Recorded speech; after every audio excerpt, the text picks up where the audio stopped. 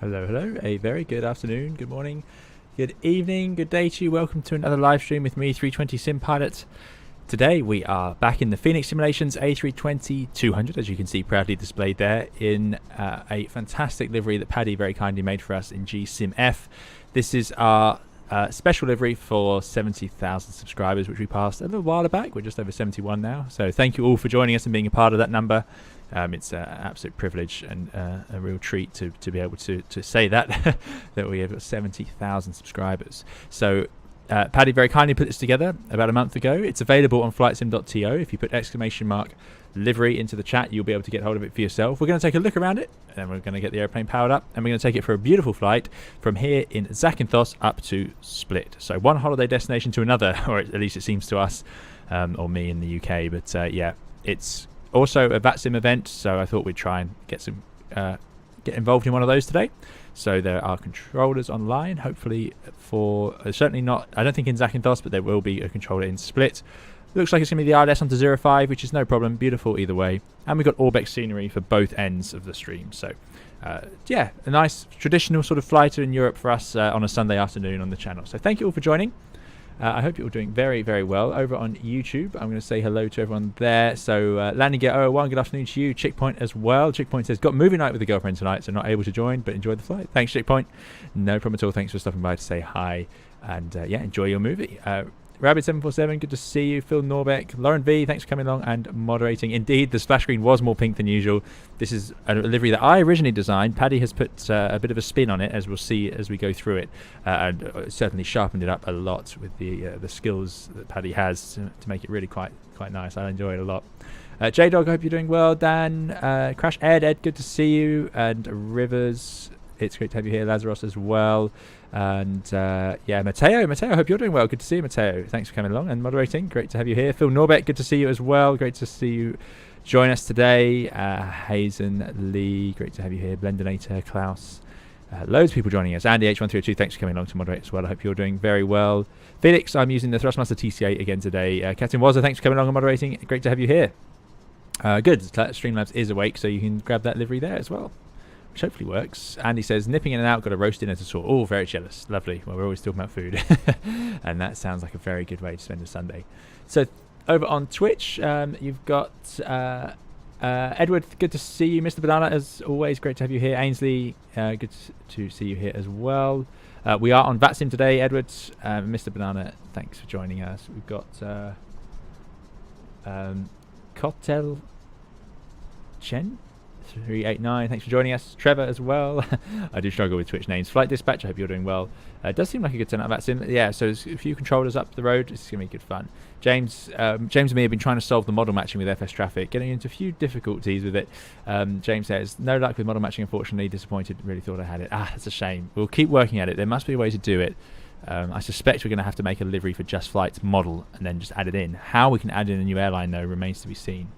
Flight Dispatch, I'm doing very well. Thanks for joining us. And Antoine, good to have you here as well. Anton Blue.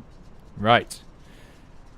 Let's have a look. Okay, merging the chats. There we go. That's Cirrus Pilots on stand 8. Excellent. So a few people flying along today. You're always welcome to, of course. But yeah, we shall have a bit of a fun flight. Anyway, 4S, good to see you as well. Right. So looking around this livery, first of all, we are here, just so you know. So it is a busy airport. I reckon that's probably James, which is giving us a default model. That's what VPilot's assigning. I want to change. I think the easiest way here is going to be to change what VPilot assigns as default and just change it to be Manta. So I'm going to try and do that, but I want to do that without it loading up the Phoenix or something as an AI aircraft. It could be a bit of an issue. We shall see how that works with performance. So maybe if I can get our livery on the generic 320, which I think we can do, that might be an idea. Anyway, we've got Brussels Airlines, but yeah, that's a VATSIM model, I think. We've got a G in next to us. So some of this will be FS traffic, and some of it will be VATSIM players. There's a Speedbird and the EasyJet over there, and there's been a few aircraft going. Oh, there's another generic one. I don't know who that is. That's unusual. We've been doing well with the traffic, but anyway, I won't get too bogged down with that. Over at Dano Virtual, we just added Canjet. Oh, I didn't know that one. If you're looking for more North American routes. Excellent. Thanks, Andy. Great to know. Down there, ever expanding. So here's a livery. This is the one I originally created on the Toliss A320 one. We've seen variations of it used on the CRJ. Thanks to AC455, there's some excellent CRJ or Atlantic Express. We've also got Zibo version, and there's the PMDG version. The livery list is available in the Discord, which I need to do an announcement about actually and get properly broadcast. But yeah, it's available on the fly-by-wire now. Or there is work on the fly-by-wire one underway, and then we have it here in the Fenix, of course. This is the first time I've seen it on the Fenix. We have the retro variation already on the Fenix, and there is the Manta 85 version as well. So we've got a few variations on the livery, but this is a very close version of my original one, which I launched on a stream 2+ years ago now. Unbelievable. Yeah, it's really a really nice variation. What Paddy's done is make it into that sort of metallic color like you get on the Eta Aero, which I think works really nicely. So as we go around, he's also very kindly signed, so 320 Sim Pilot signature at the front, then the retro sort of traditional Manta crests that Paddy put together on the retro livery, which is just great. So that's been added there. And then as we move down, better outlining on the letters than I've ever managed, and also an outlining around the grey cheat line along the windows. I did originally have a black cheat line when I first designed this livery, but it looked a little bit, shall we say, seedy once it was all put together, so I removed that. Full prawns, good to see you. I hope you're doing very well. Great to see you here. Stephen says, I'm in the EasyJet. Excellent, Stephen. Thanks for flying along. Nice West, good to have you. Wuxian, I hope you're doing well. Wuxian says, Paddy really is a special talent painter. Yeah, Paddy's absolutely excellent at this. Good stuff. Benny says, I'm in the A320 Brussels. Excellent. Excellent. Yeah.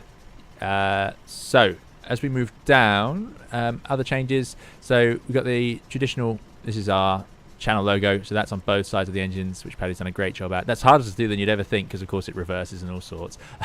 Another detail here, look at that.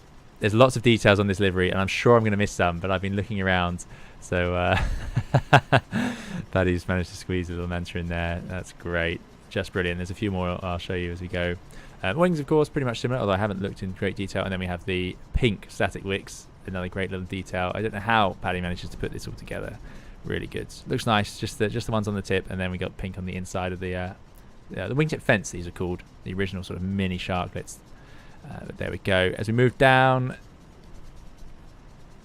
the cabin, we can see the 70k subs put just above the tail. I really like that. Quite a common place for airlines to do their special liveries, just write something on the back, which I like as well. But additionally, we've gone to the extra effort at Manta, and we've put it on the tail as well, so that's really good, because that would be quite a hard job to do, especially if you're going to paint on the rudder. They'd have to take it in for balancing and all sorts. So yeah, only the Joker, thanks for following. But yeah, so that's all good. GCMF European flag there, I like that. And then we've got A320 200, which I also like, not something I had on my original one, I don't think. And then the cheat line goes straight to the tail, and this is actually left over from one of my old mistakes where I couldn't get a smooth finish on the back of the airplane, so Paddy's incorporated it here nicely. I like that. And then on the tail, the other thing I always talk about is that Singapore Airlines do this, and it's something I like a lot, which is they have the tail level. So on the A310, because it's level already, the whole tail is painted, but on their 350, their Mod 1 aircraft, they tend to do this with a straight line to make sure that the tail is always level. Because the tail section obviously sweeps down slightly, so really like that. That's pretty good detail from Paddy to get that on there, because it's not the easiest thing to do. This is in Zakynthos, Edwards. We are in Zakynthos. Good. Yeah, and then we have obviously a repeat on the other side. So that is the exterior. I think it's come together really nicely. I particularly like the metallic effect. I think it looks really a real treat. Chuck it down. Thanks for following. And it's going to look particularly nice in the sunshine. I'm using live weather, but I've removed the time. We are actually slightly earlier, so we can get to enjoy this in the day, especially going into Split. Well, I want to see a bit of the scenery. Like I say, we have the Orbeck scenery, but just the Fenix just looking lovely as ever. A real nice model. We also have the goggles, the NEO goggles here, looking very smart. A paid option from Airbus, believe it or not. But there you go. Yeah, really nice. Really like it. So, what we'll do... Oh, what's happening there? The weather's suddenly changing. loading in a bit nastier weather. Okay, so jumping inside, what we'll do is we'll go for a quick walk around the cabin before we get started. Easily done. Actually, no, let's get the plane powered on, then we'll have a look around the cabin. It'll be a bit nice with the lights on. So, first of all, we're sat here, cold and dark, obviously. We've got the GPU, classic sort of starting position. So, we'll say, motor sector, engine masters are off and norm. Weather radar is off. Landing gear lever down. Wiper selectors are off. Batteries checked. Good voltage. And auto. Flight dispatch is in the Qatar. Excellent. So that's worked. That's good news. Good news. It is mostly working. That's all good. AP fire test.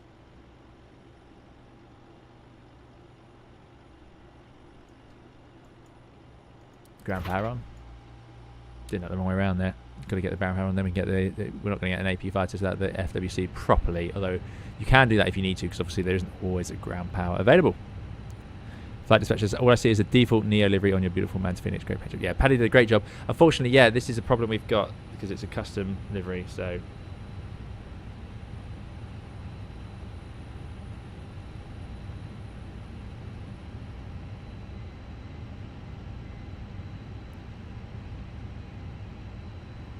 Good. So, just going to wind it up to something sensible. Leave it at 3.9. Just give it a second. I want to hear the flight warning computer triple click. I don't know actually if the if the ground service bus in the Phoenix works. No, it's up there. Anyway, that is a system that's used if you don't want the airplane to be powered up the whole time. You can actually have the power on for the lights in the cabin and so on. Engineers use that a lot, but then you can depower the avionics using the ground that bus. Anyway. There we go, triple click we've had, so that is on, and then we can check. Now we'll check that AP fire test is working. Yeah. I'm going to fire it up now. We're going to be underway very soon, and then we're going to check that the parking brake is on. We've got accumulator and brake pressure. The hydraulics are all in the right place. Flaps 0, and speed brakes retracted this arm. Landing gear extension down. Good stuff. Right, let's just get into our flow. So we get this to nav, cruise supply, ground control. There we go. Lights to auto, emergency lights to arm. Oh, no, nose light definitely off, but nav light can come on. Let's get the overhead lights nice and bright. I like having them on. Strobes to auto. It's all good. Pack flow norm. Landing elevation is auto, which you can obviously check on. Press, landing elevation auto. Fuel pumps, I'm going to put them on now. We'll do the engine fire tests. I'm not using GSX today, no, this is just using the Phoenix. Peter says, I think Manta should have the best first class suites in business. We shall see, we shall see.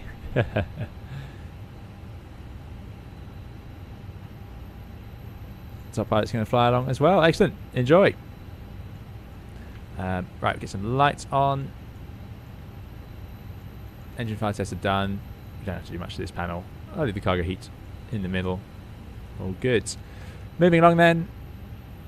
Set the QNH while we're here. 1014, pretty good. Let's go to constraints. We'll set the speeds and so on shortly. The flight directors are on. Anti-skid nose wheel steering is on. Gear is obviously down. We've already done that. And then moving down here, we'll leave the weather radar off, and we will check that the controls are in the right place. Gravity gear extension is done. And we will also, of course, need to check our oil as well as the hydraulics. So a bit less on the left, but both of them will actually weigh pretty much that's twofold really over there. But there we go. Good. So let's go look around the cabin. Doors open. Nice day, Aegean over there. So yeah, Paddy's done a great job with this cabin. It's really nice. And obviously very bright, as you'd expect. So we don't want anyone to forget who they're flying with. So we've gone for the bright pink leather, which is really good. And then the Manta stuck onto the headrest, which is great, as well as the neon blue headrests and overhead, which I like a lot. You'll notice that there's a sweater vest under your seat.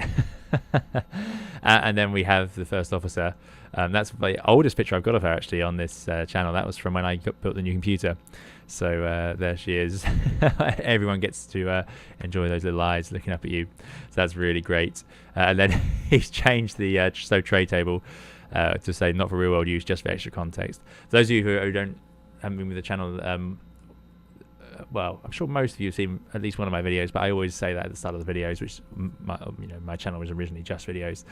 So not for real world use, just for extra context. Ed says those seats look awesome. Yeah, I think so. I think that'd be fun. You get on, you think this is going to be a fun flight. So there we go. So there's the catchphrase. These are old stickers that I used to sell, and he's managed to texture them to look like stickers as well, which is great. They are available still, but yeah, I still need to update those. Haven't got around to that, and unfortunately can't quite see it. I'm at the slight wrong angle. But in the seat backs is a pizza menu and the Concorde flying manual, which is something I have spent a lot of my time reading, because Concorde is such a monstrosity to learn.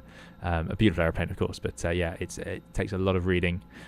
So that's a lot of details, considering it's just the seat. So I don't know how Paddy managed to get all of those on there, but I like that a lot. Also, you'll notice if you look at the exit sign, it says additional seating available in the hold. Which is great, because of course that's where a lot of people end up. 320 of you today, so unfortunately about 100 of you at least, maybe 150 of you are probably sat in the hold, even with this sort of all economy configuration. And you'll see here they all say additional seating available in the hold, so I like that a lot. Fresh air access, I hadn't seen that either. And then the logo. I don't know how Paddy's managed to get so many details in, but there we go. Excellent, great fun. So thank you to Paddy for putting the effort in. This is really lovely livery, enjoying it a lot. And we'll get to enjoy this a bit more when we go for the old wing views. James is loving the cats. Yeah, me too. Absolutely. Just great fun. Peter says, I'd wear sunglasses in the cabin. Yeah, I would too. Krista says, I'm flying to Palma in an A320 next week. Hopefully they stay with their current colours in the cockpit. Yes, I'm sure they will. Brandon likes livery. I'm glad you like it. Yeah, I think so too. Mateo, thank you so much for a very kind £5 super chat. Very kind, Mateo. Mateo says, at some point, could you talk about single packs ops on Takeoff and TI? When and why and how do you decide if it's appropriate? So I'm not sure what TI is, Mateo, but yeah, certainly for Takeoff, single packs ops. Yeah, okay. Absolutely. I will give it a go if I can remember to do it. It's something basically you do if one of your packs is inoperative for some reason. But thank you so much, Mateo, for the super chat. Really, really appreciate it. And that's very kind of you. And I hope you're doing very well. Good to see you here today. But yeah, really appreciate the super chat. So let me just make sure I get this right then. I know what you're talking about. So just give me 1 second. And I will look this up, and then we can do it for today's flight. Just take me 1 moment to grab.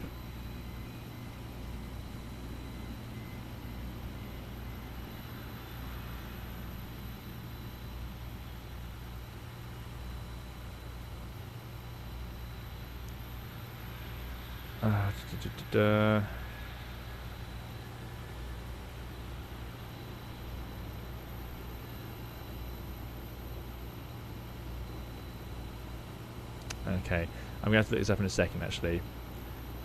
What I'll say is we wouldn't do one pack by default. Don't want to lock ourselves out. We wouldn't do one pack by default, so we would do 2 or none is normal. You wouldn't. There's no performance accounting for having one pack and op. Taxi in and taxi out. I see. Okay, we'll do. Yeah. So taxi in and taxi out on a CEO aircraft like this, we can do on one pack, and often we will. For takeoff, it'll be packs off or packs on, unless you have an MEL. In which case, the MEL may dictate things like you turn off a pack, and then you have to you leave the cross speed in auto. But yeah, I think that's it. That's pretty much it. I think of one pack's in ops, but I'd have to look it up. There is obviously a procedure. If you have a bleed in ops, you end up in the weird situation where you have the bleed off, and then you can have the cross speed open, but you have to put the pack floater low in some circumstances because it's something to do with the pre-cooler. Well, it might be if there's one pack. Anyway, there's a few variations of this panel that happen, but in normal operations, you could sit on stand, and before COVID, we used to do this pretty much all the time, and you'd have one pack off. So I'm going to turn on the AP bleed now. It's warmed up. And in this situation, passengers are boarding out this window. coming up here. So what we can do is we can turn off the pack on that side, because it'd be very loud, and leave it on that side. We should hear it soon. Start screaming away. Yeah, so that's quite a typical configuration. Saves a bit of fuel on the APU burn, and it means we get a bit quieter for the passengers boarding on that side. Ideally, you wouldn't need to run the bleed, but we like a bit of ventilation these days, so yeah, that's quite common now. So yeah, and then during taxi out we will do the same. However, if the first flight of the day, I certainly wouldn't do this and then taxi out, because what you can find is if you do this, taxi out, and then turn it on for takeoff, you suddenly find you've got a fault with it because it's not warmed up or whatever, and you're fiddling around with it on the runway. Or you might take off, you might do packs off takeoff, in which case you do this, and then you get in the air and find out it doesn't work or something. So I would definitely run it and let it sort of settle before I got in the air. But there we go. Yeah, good question.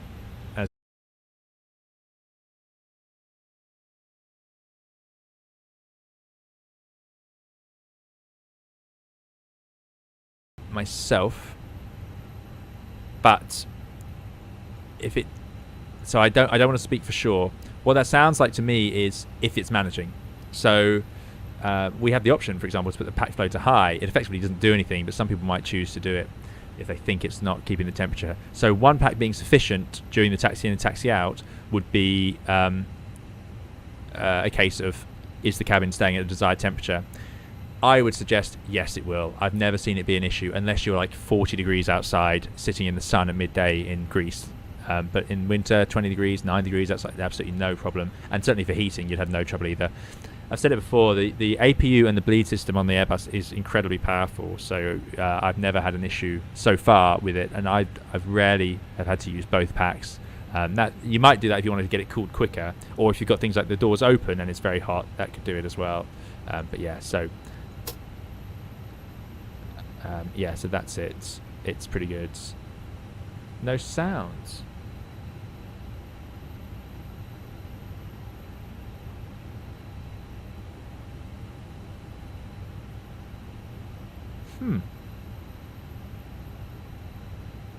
Is everyone on YouTube getting sound?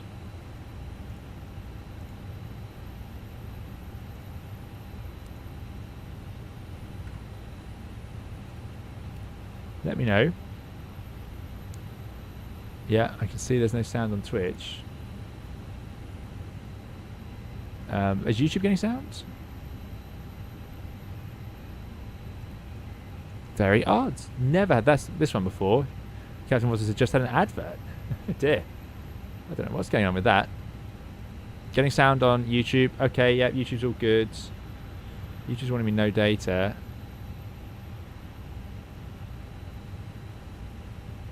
I don't know what happened there. YouTube's complaining that it's not getting data. But some of you seem to be doing alright. Sound is good. Yeah, sound is good quality. Excellent. Okay. Right, weird. Very weird. Thanks all for the info. So it's back on Twitch. So you might need to refresh Twitch if you're on Twitch. I actually don't have sound on my Twitch stream. It's complaining about the bitrate suddenly. Let me just refresh that. You'll hear an echo if it works. Hello, hello. Let's see if this is working. Refresh that. Yeah. Okay, if you're on Twitch, refresh Twitch and it should come back to life. First time I've seen that. YouTube's doing well. Had an ad for pizza, says that Serious Pilot. There you go. How strange. How very strange. Thanks for the follow, Archie and Frankie. Good. Seems like we're mostly back, which is good news. So, we're going to close up this window before anything else happens. Oh, I haven't done the old... Click that to the back. There we go. And that's the one. Click there. There we go. You can see how it's been a little while since we flew the Phoenix. Okay, so... Anyway, right, let's get underway. We're supposed to leave at 1:30. We haven't managed that. No surprise there. So, let us do the old Phoenix setup, which is really nice. Sound different now, says Axel. Yeah. High pitched. Really? That's just like says my fault. I knew this would happen. Really? I'm just going to see. That's just like says my fault. I knew this would happen. Okay, no, sounds alright to me. But yeah, refresh the browser and you should be alright if you're on Twitch. How odd. Yeah, my YouTube is complaining. Okay, so you go to My Flights. We've loaded it in. We're going from Zakynthos to Split. We're supposed to leave.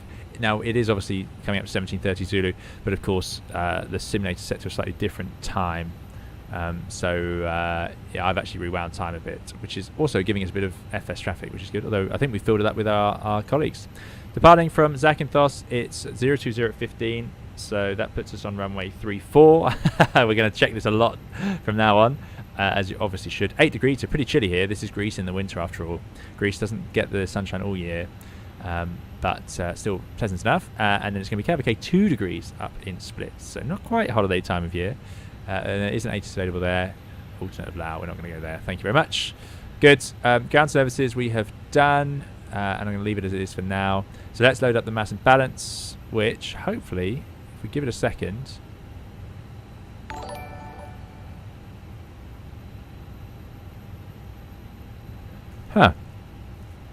first time I've seen that. Let's reset.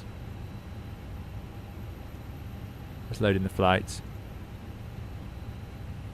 Normally stormy this time of year, says Jerry. Yeah, I can believe it.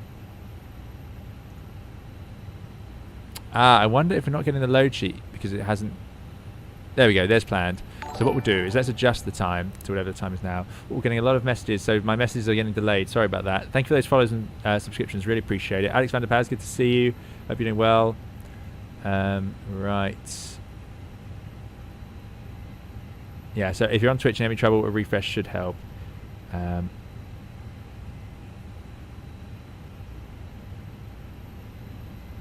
had to adjust the unit for some reason. Okay, so what I'll do is, let's go back, let's retime it. We want to leave, it's 11:37 Z in the simulator, I believe. Yep. So let's retime it for 12.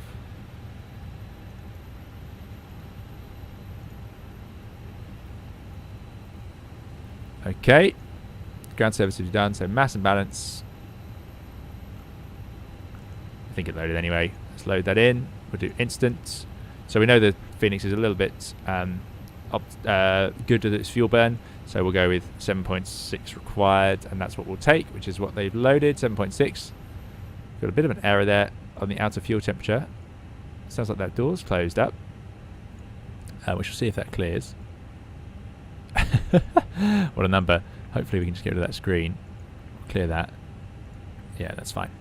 Good. So that's all done. And that gives us a 0 fuel weight, 57 tons, and a 0 fuel weight CG, or max 0 fuel of 30.9. Good. We don't need panel states, and we don't need sim settings for now. So what I'll do is load in the route. So we'll go ATSU, AOC, flight init.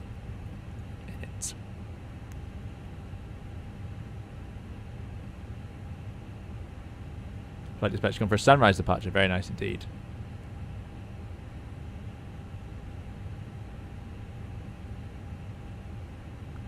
Good. There it is. Go to init. Requests.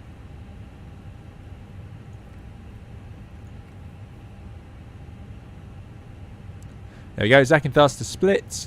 Alternate Lao. We're going to be the MXZ, which is the Manta 329. We are going with, let's grab the cost index, which I always forget to load up. So you can actually load that in Pilot Brief, which is dead easy. We are indeed on VATSIM. Lazarus is on stand 3, excellent. Load in the Sim Brief OFP. Cost index 30, cruising at 360, and then a bit of a step down. Great. Let's put the departure in.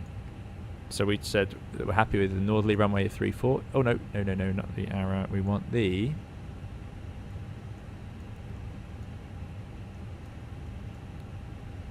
KFN2 Golf. If you go to our charts, you can see here that's going to be via KFN. Pretty good. Doesn't say prop only. It's based on locator. So the 2 Golf would be from 340, bearing from Zat locator to 10 miles Zakynthos, and then turn right to the locator Oh wow, back in overhead the airfield. Pretty cool. Unlikely these days, frankly. And then up and away we go. So 230 knots in the turn, so keeping the speed back as we do it, but back overhead the airfield. So yeah, let's do that one. I think that'd be quite spectacular. It's not a long flight today. And there we go, KFN 2 Golf, and then the transition. Mr. Panacito, thank you so much for the $3.20. Very kind of you, Mr. Panacito says, thank you for all the work in the streams and videos. Really good work. You're very welcome, Mr. Panacito. Thanks for coming along, and thank you for supporting the channel. Really, really appreciate it. I hope you're doing very well, and it's great to have you here today. And hopefully I'm getting the name right now. It's a bit of practice. Mr. Panacito. But thank you so much. Very kind. Thank you for the tip. So, there we go. Outsat, intercept, KFN, 210, then 230. KFN, and then en route. That takes us to Rillim, and then we'll set up our arrival once we're underway. I'm not going to do that now because we got that wrong a couple of times in the stream. We've done the init, or it did it automatically. In a modern enough airplane, we can load in the winds. Daniel says, anyone else off to Amsterdam for the SRA? Yeah, the SRA is good fun as well. I did consider doing that one, but I thought we'd give split some traffic. But yeah, SRAs are pretty good fun. Haven't done one for years. Getting rarer and rarer. Flight Dispatch says, of course, depending how loaded, but do you find the 320 NEO more tail heavy than the CEO? No, I can't say I have actually. I don't notice that particularly because we're used to flying these with trims all over the place, frankly. So I can't say I've noticed a trend either way. 321s are of course nose heavy by comparison, or the CGs further forward anyway. Right, so that is requested. So anyway, let's go back. So we've done data, aircraft status, we've done init A, we've done flight plan. Secondary, you're going to copy. Radnav, I'm going to leave the KFN in there, so I'm going to actually hard tune it to force it to stay because I will want it. I'm going to display it as well, so we're going to be using that for the departure. So init B, and here we're going to put in 0 fuel weight 57 tons and a 0 fuel CG 30.9. Block fuel is now 7.5 by the time we get going. Gives us take weight 64.3. Good stuff. What I will do is let's just load up the checklist on this side.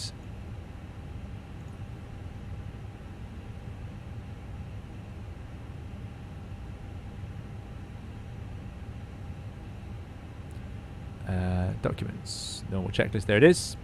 Good, and that's now loaded. Final one is performance, so we can go to departure performance. Sarajevo would be a closer alternate. Yeah, that's a better idea. Sync load sheets. We're going to take off from 3-4. Sync live weather. Good stuff. Hello. We have a first officer just in time for the important data we need to enter. Hello. Can you join us?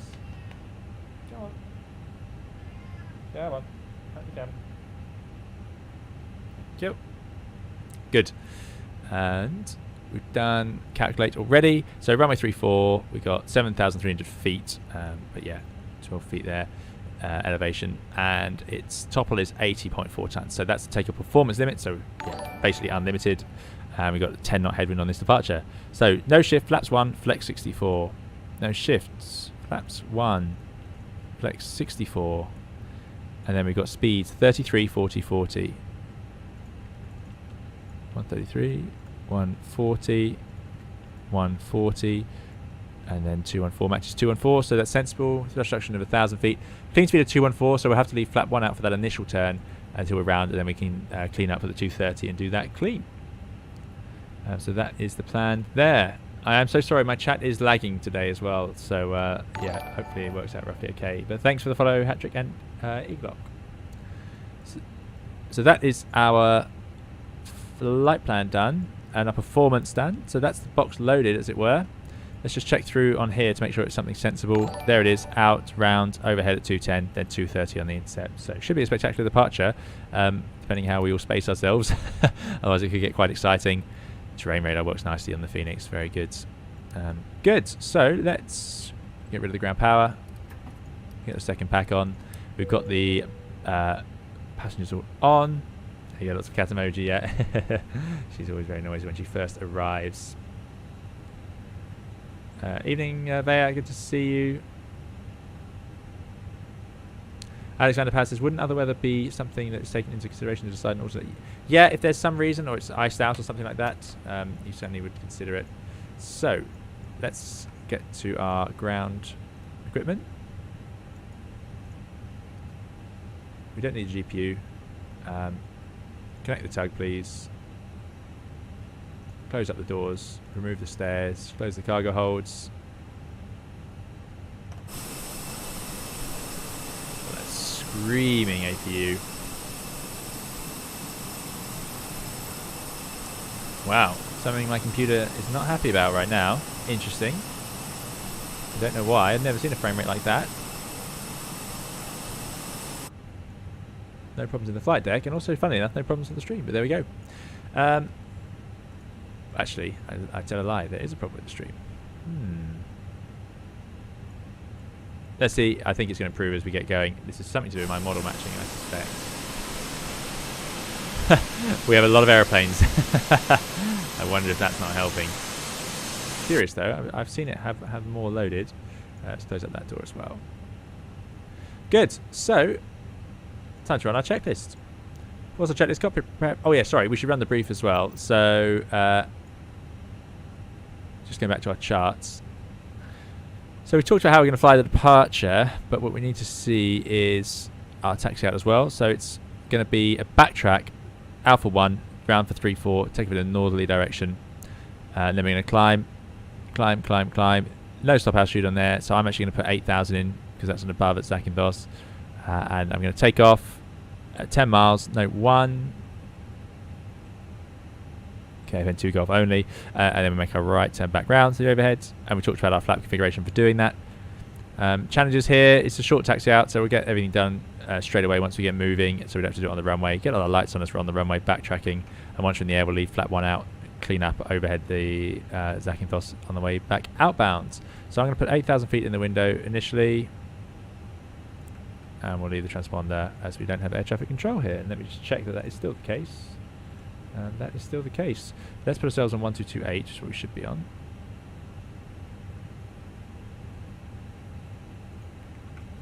Oh, yeah, 1228. Good. Fuel is absolutely fine. We're going to do 1 pack taxi out. So actually, I'll leave pack 1 off. Now we've tested them both. I'm happy with that. And then we'll turn the second one off for the actual takeoff. Let's do the proper techniques here with the MCDU.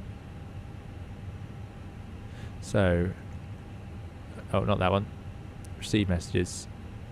They've sent it twice. Ah, right, no, that's not the one we want. We want this load sheet. And we're going to say that's absolutely fine. Atlanta 329. Off we go. Take about 64.3. And as we're ready to go, we can also accept that. Compliance 1. There we go. Okay, good. Right, so let's run the checklist again. So, copy prep completed. Barra ref, we've got 1015 now is set and set. ACARS initialized. Part brake is set. Fuel on board, we've got 7.5. Init B reloaded. Flex temp, we've gone for 64. Takeoff speeds 33, 40, 40. All good. Next is blow the line. So, sensibility check around. It's all clear. Thrust levers are at idle. Windows are closed and locked, and closed and locked. So, and did I close up the door? Not quite. Get rid of that. And then we can run a little flow. So we'll put the transponder to auto. We'll put the beacon on and check the thrust levers are definitely idle. And we'll go for blow the line. We've got passenger signs on and auto, beacon is on, transponder is auto, all doors are closed, force is complete.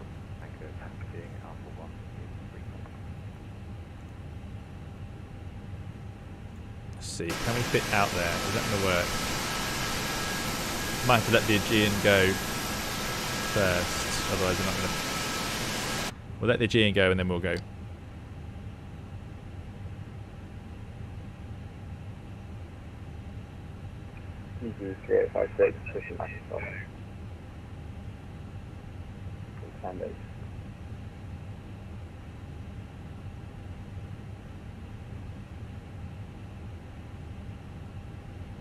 This is the Fenix A320 Raven. Goofy, hello to you.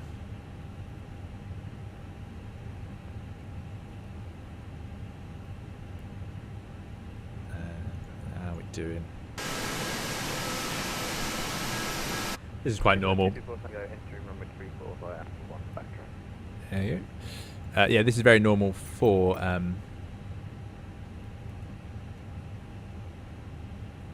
instrument auto select. Very normal for these sorts of airports.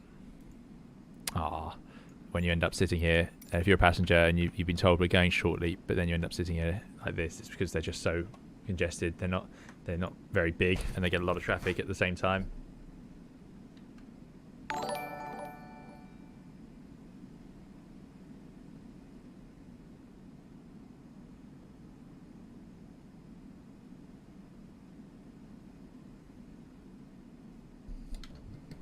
Zakynthos traffic, taxiing to Alpha 1 for runway 34.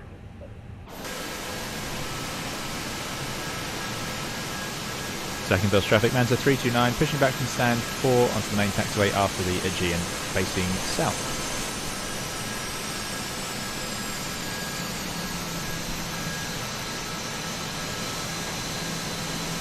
The TUI just arrived. Manza 99 pushing back on stand 4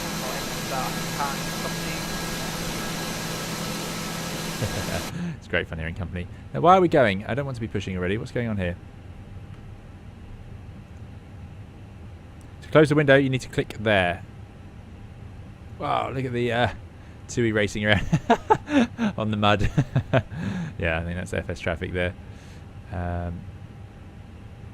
It's just pushing. No, don't do that. Well, I don't know what it's going to do now. There goes the Aegean. I'm just going to release the brakes. I don't know what's going on. It's decided it's just going to push us, and we'll run the clock. Let's get the engines up and running. So, starting number 2. Zakynthos ground, Qatari 1 kilo, straight back, pushback, stand 5. There's Qatari next door. Yeah, if we all do straight pushes, we'll be alright.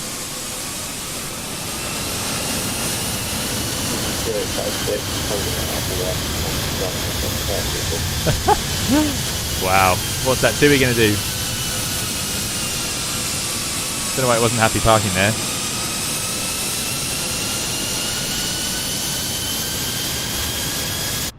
Everything is absolutely fine. There's a guitar going. It's definitely got a fuel temperature issue today, this bug. So we'll ignore that warning. So clear that out as furious. You wouldn't actually deal with that at this stage. You wait till you're fully started up. There's no point fiddling with the airplane. The important thing here is the ground crew. They're out next to live engines. It's one of the most dangerous parts of the flight in that sense. Not dangerous, but it's something that's the focus here. That's the thing we need to be aware of. Right, starting engine 1. You don't want to sit here fiddling around with ECAMs and then forgetting that the ground crew is still attached.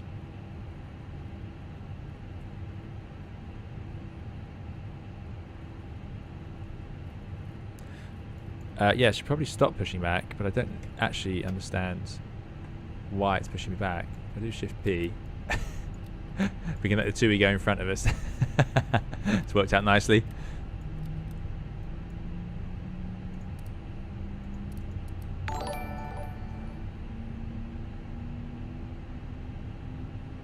Good stuff. Keep Dennis, thanks for the follow. 0.8535 radio check. Read you 5. There's an Alpine out there as well. Alpine 8535, we are going to start up and taxi to holding point at 3 4. Right, engines up and running, ground crew's gone. Available.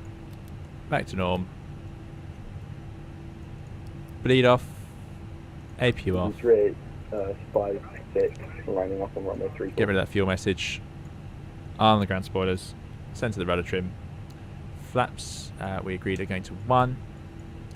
And we'll put the CG in of gross weight CG 29.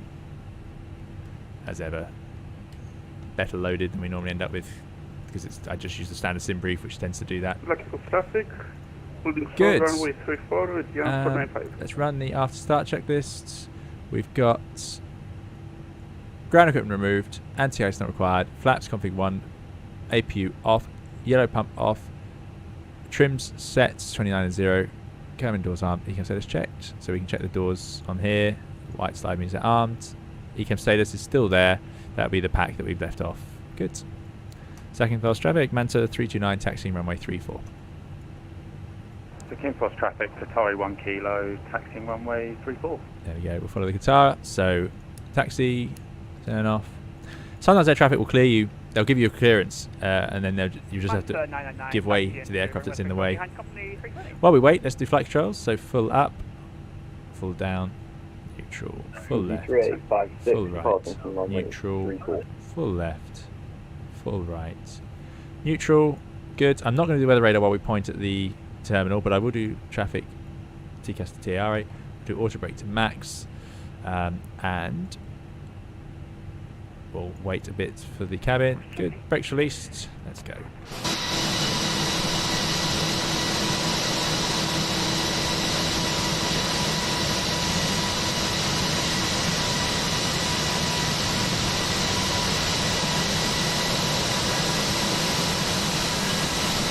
Traffic entering Pushback runway 34, ATM 495. EC3856 F1. Oh, the easy to get out is in front of us as well. This is going to be quite a queue given that the backtracking. What you might do is you could consider sitting here and hoping that air traffic let you off there. Cut the queue. We won't do that. That'd be very mean of us. What we'll do is we'll just do 2-minute spacing. As we know, we're all going exactly the same way.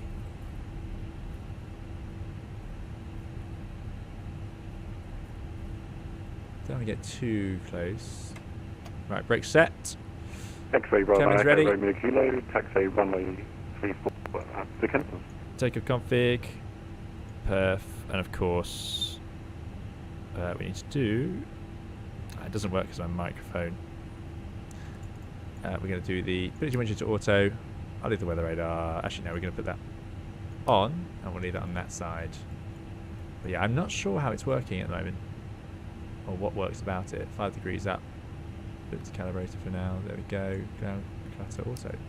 Such an old radar. Good stuff. Right, first one's backtracking. Flight dispatch is so distracting having VATSIM in one ear and the stream in the other. Yeah, I bet it is. I bet it's hard to do. It says no one FS needs a secondary cam, so we can also enjoy the external views while paying attention in the cockpit. And of course, Flight Simulator did have that for years. I used to rely on that. You could press the sort of square bracket key next to the enter key, and you could bring up an extra window, and that could be any view you liked. Those are the days. Yeah, so you have the cockpit up there, and then you can enjoy the external view here. Just a treat. Sadly, no more.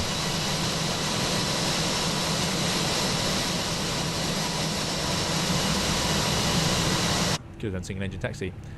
So with one pack off on the CEO aircraft, doesn't apply to the NEOs, quite important that, but you can see 280 fuel flow, that's quite low actually, 280 fuel flow, 18.6, and then if I turn the pack on, you would see in the real aircraft a slight increase in that fuel flow. I know Fenix are adapting their engine models and so on, but yeah, so you would notice a slight drop, and if you turn both off, even more. The worst situation is if you have a bleed in it and you open the cross bleed, it will have to increase. There it goes. Yeah, it does that. Revs right up the engine surrounding, because it's now feeding both packs from one engine. So it needs a lot of power. So it can't idle so low. And what the Airbus does, because it's smart, is it doesn't idle them asymmetrically. So it raises the idle of both, and you can sit there and you can get through a lot of fuel like that if you're in that configuration. So we'll leave it as it is. As we wait our turn. If you want to stream in OBS, then you have to... It does take a bit of prep, top pilot, in terms of getting the sim as a source and all of that. So yeah, you have to set your game panel as the source, and just be careful, because if you set your monitor as the source, you might put up more than you think you're going to.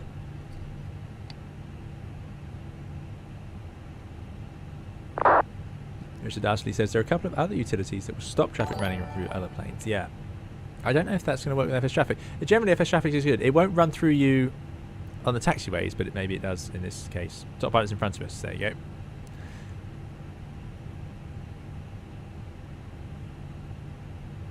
goes the Aegean. Oh, that's a great model. Look at that, even got the Inbox traffic, reflections. Qatari 1 kilo, taxiing back, Beautiful. taking 1134. So there goes Qatari. So to get these liveries, we are using Just Flight's FS traffic. And thank you to Lauren V for the tip on the VMR file, because that's what's allowing this to work as well as it is actually. It's just Manta we're struggling with.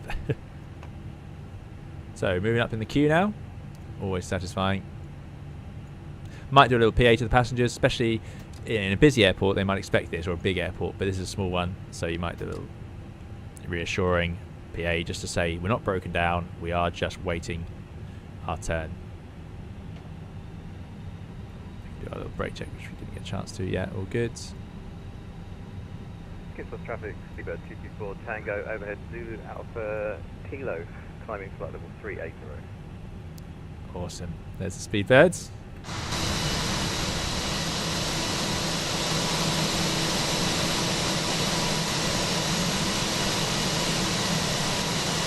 It's quite a short flight this once we get going. How long is it? Yeah, it's only 1 hour and 9. James says, we'll get Manta to work, I'm sure of it. Yeah, it must be possible. It must be. I think the easiest is going to be the pilot defaulting to maybe if we put it into the 320 NEO. Vea says, possibly a stupid question. Never, no such thing. Vea says, if the APU fails during taxi with both engines operational, is that sufficient to send us back to stand?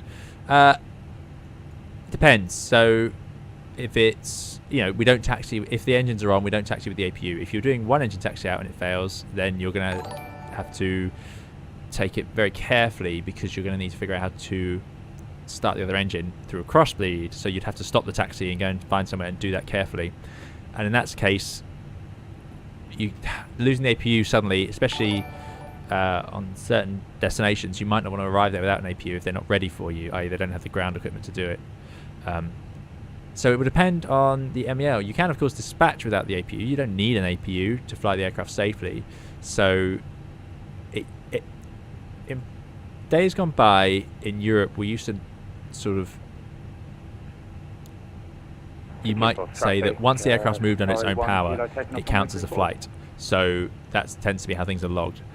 So in that case, it doesn't matter if it fails or during the taxi out, because your engine is up and running, your APU's failed, but your APU could fail on takeoff, it could fail in the cruise, who knows? So would you have to return to stand for that? Would you have to do an immediate landing? Yeah, you don't, so you can carry on. Things are changing now, and we tend to be slightly more aligned with America, where in America it was always done on takeoff. So if it fails before takeoff, you are actually bound by the MEL and so on in America, or a variation of that. So it's a different setup. So it's a tricky one.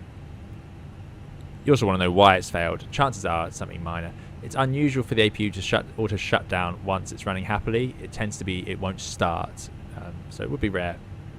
But in theory, safety reasons, you could probably go unless it caught fire or something like that. But it would be complicated if you were trying to start up your other engine.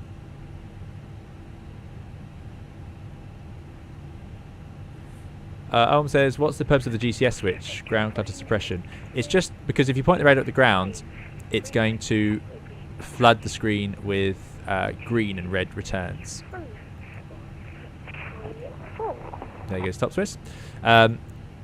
So ground clutter suppression just removes that a bit. I don't think, I've never used it and found it and gone, oh yeah, this is great. You know, there's a reason we don't see it on modern radars either.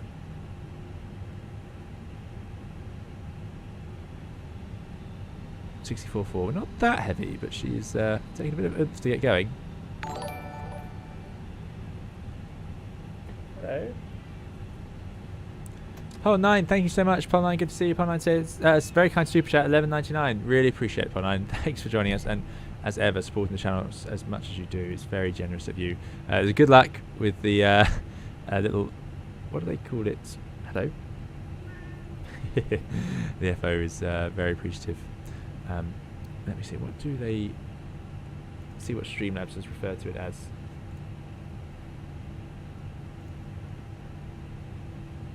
It's not come up yet. Streamlabs is very delayed, but thanks so much, Pon. I really, really appreciate it. Thanks for joining us, and thanks for supporting the channel as much as you do, and I hope you're doing very well today. And thanks for joining us today. Andres, we are using FS traffic.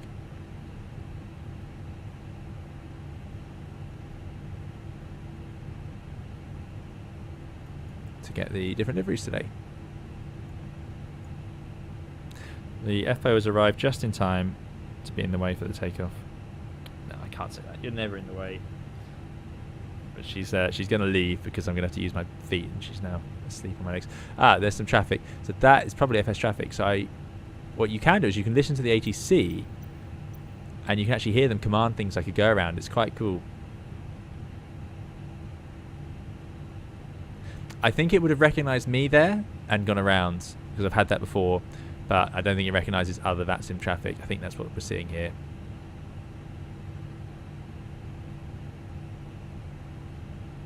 James says it seems to favour the Asobo model, so might try load it to that. Might even try and ask support teams. Yeah, good idea. Thank you again, Paul9, for the super chat. Really appreciate it. Topsis is going. I'm going to put my lights on now. Now, if it was night time, I wouldn't do that because you're going to blind these guys. But I would do it in the daylight. Not too concerned. So checklist, what have we got left? So flight controls check, TCAS TRA, departure brief confirmed, takeoff data NFA we've done, flaps config 1, yeah, and ECAM memo takeoff, no blue, and we know the status is the pack. Below line, takeoff runway is going to be 3-4, strobe lights are on, and the packs, I'm going to leave one on for now, so we'll say that checklist isn't quite done. Zakynthos traffic. Manta 329, backtracking, lining up runway 34. Brakes released, they're gone. Let's go.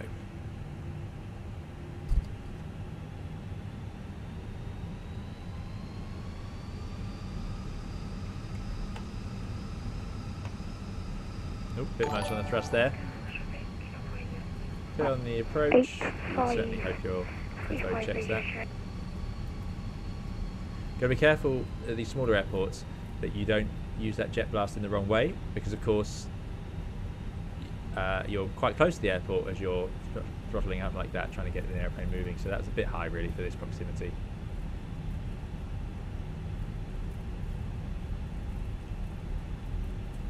Yeah, the sounds are great. Agreed. So taxiing, backtracking. Gotta just take it gently, because it's tempting to go too fast and find yourself running out of room at the other end.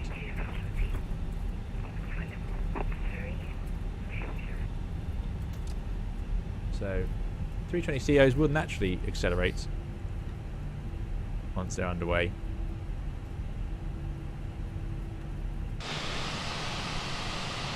Look at the lights. Gorgeous. Me and James, the last one left. Manta puts to the back of the queue. We'll use the full runway. Also, very hard to judge your speed on runways. So we're doing 20 knots, but it feels like we're crawling at about 5 just because they're so wide by comparison to the taxiways. Oh, good like there. See, I like the this all-back scenery. I like the scrubbing of the tyres as you go around the turning pads. That's good. I've got to say, I'm still slightly overwhelmed by those flight beam sceneries we used in New Zealand. They were astonishing. Wellington and Auckland, so good. By the way, I got confused in this last stream, and I didn't understand if I had the scenery for Auckland or not. And it turns out I did. The reason I didn't think I had it was because when I went to the Microsoft Flight Simulator Marketplace, it didn't show it as purchased.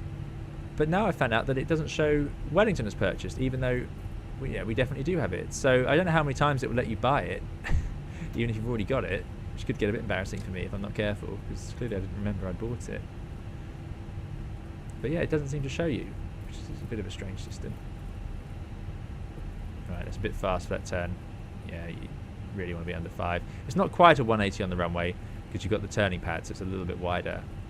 And you don't want to do the tightest turn possible if you don't have to, but there we go. Maybe you bought it from another retailer. It's possible, but now both of them still show as unpurchased, so even the one I did just buy. Okay, so Manta 329, Zakynthos traffic, taking off runway 34 for a right turn out back over the airfield. Let's go. Start the clock. 50% N1. Half side stick down. Wind from the right. Brakes released. 2 clicks forward. Man flex 64 SRS. Board adjusters blue and armed. Fenix has got really nice rudder control now. Really like it. I know they've worked hard at it. It's paid off. It's very nice. 100 knots, 6 neutral. Yeah, just a little bit of right rudder needed. Got a V1 split today, of course, with that shorter runway. V1, rotate. Positive climb, let it weathercock. Gear up. Nav. Panther 999, 40 point off 1, taxiing down runway 3, 2, 1. 20 knots on the right. It'll be a pretty chilly day, 9 degrees, 20 knots, no doubt.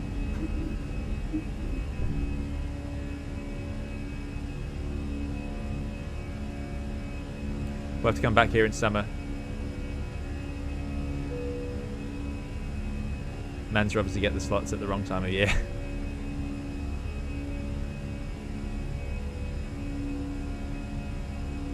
Right, so acceleration. Back 1 click, thrust, climb, auto thrusts. I'm going to leave the flaps at 1, but I don't mind if they auto retract, which they will at 210. In fact, I really like that. Let's put it in the autopilot 1. So what I'm referring to there is that weather. Yeah, we're not getting much in terms of weather radar returns, are we? What I'm referring to is as we get to 210, the flaps will auto retract, the slats will stay out. If the green dot speed was much higher, let's say the green dot was 230 knots, then I might not want that. I might like to keep the flaps out just for comfort, really. Now, it's unlikely. The slats make more of a difference at these speeds, frankly, usually. And today I know my clean speed is only just above. So for me, I want them to retract, because then just the slats doesn't add so much drag. If we spend all this departure with the flaps out, then it's just burning fuel and ruining our climb performance. There we go. Auto retract, speed limit moves, flaps retracts. And airpack one off because we did a one-pack takeoff after discussing it. No problem, we did the performance with packs on, but that's just not a procedure. That just means we forgot to do the other one. We are indeed on VATSIM. Top has done very well in front of us. So we're going out to 10 miles on the Zak.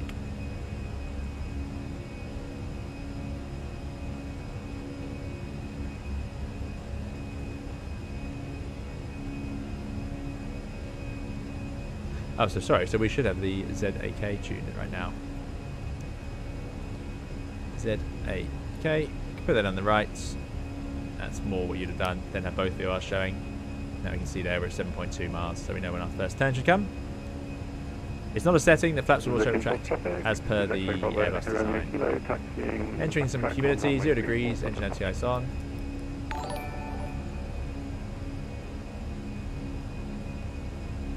Oh, I'm so sorry, Vea, I've totally missed, I've just rerun it.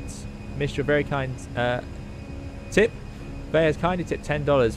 Vea says, thanks for all the info and hours of entertainment. You are very, very welcome, Vea. Really, really appreciate it. So sorry I missed that first time round, but thank you so much for the tip. Really appreciate it. I hope you're doing very well, and thank you for coming along today.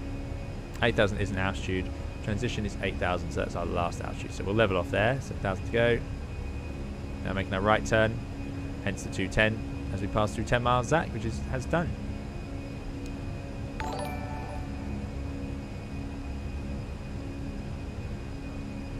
I'm not using a VR headset, I'm using just Tobii eye tracker for this one. Speed up star.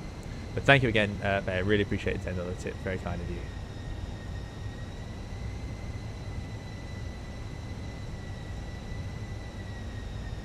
Right, into the gloom. Might spend a lot of the flight like this. Let's imagine we are cleared high now. So we're cruising at... where are we meant to cruise at? Yeah, all the way up to 3.6. We can get to 3.6. Short flight, but just long enough for that.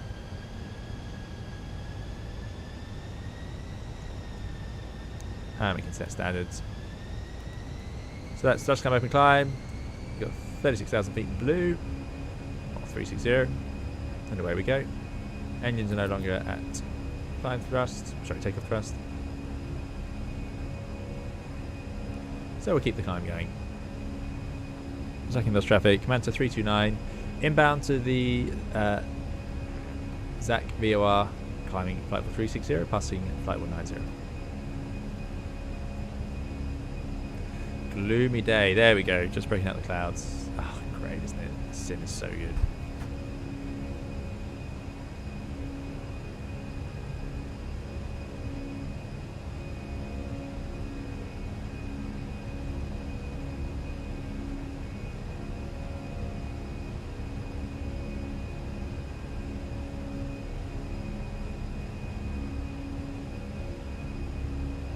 You can do that. You can look up to get a sense if you're near the tops. If you are near the tops, you're likely to experience icing. Or you can look up just in the hope that you're finally getting out of the clouds. Doesn't look like it so far. Something as well to watch out for here is that the flaps will not automatically retract. 999 flight level. Sorry, the slats. 800, I think. VOR. There we go. Flight level 360. Yeah, so the slats won't auto retract, so we are responsible for those. And what the airplane's going to do is, as we pass the 210, it's going to accelerate. Now, I can't see any other traffic on there, so let's imagine that we're okay to take a bit of a shortcut, for example, to KFN. Highly likely, if there's radar available, that's what they'd do with you. So we put KFN in, but watch this. It's currently holding 210. We get cleared there at KFN. We know we're above the terrain, so we do that. And then you'll see that the managed speed actually increases for you. So if you're now thinking about other things or running the checklist or getting rid of the engine anti-ice, like that. Oh, it says ice detected, but we know that that's not the case. But just run it all to keep it happy. And lo and behold, the speed's still increasing. So, got to watch out for that one. Flaps to 0, speed brake disarmed. Oop. Get all the lights off now. That's what through 10, and I'm going to leave the passengers in. But there's a beautiful view of the island. Not so bad, actually. Love the nose colour here. As Ido says, what's your favourite aircraft on the 320 family? Do you prefer CEOs or NEOs? I like the NEOs. They tend to be newer and they're pretty powerful, so they are nice. To fly, I like, and to land, I certainly like the 320 CEO. That's my favourite. Bog standard 320. Don't mind sharklets or not, doesn't bother me. I don't find much of a difference. Some people swear there is, but I don't find it to be too, personally. I can totally believe some people do, but for me, yeah, winglets, sharklets, don't mind, but CEO 320, that's the one for me. Right, turning out headwinds. We have got a headwind, of course. Accelerator 313, pretty high climb speeds. We're definitely out of that, so I'm going to turn it off. And I'm going to let the passengers out. We can also have a quick check of the fuel. We've burnt 900, 66, 76 is what we wanted. Yep, so that's correct. Burnt about a ton. Let's go to airport on there. We've made all the constraints. And we'll accelerate away from James behind us there. It is a spectacular view, agreed. Let's see if we can get... I still wish Fenix would add into their showcase. I don't like having to go here for my wing views.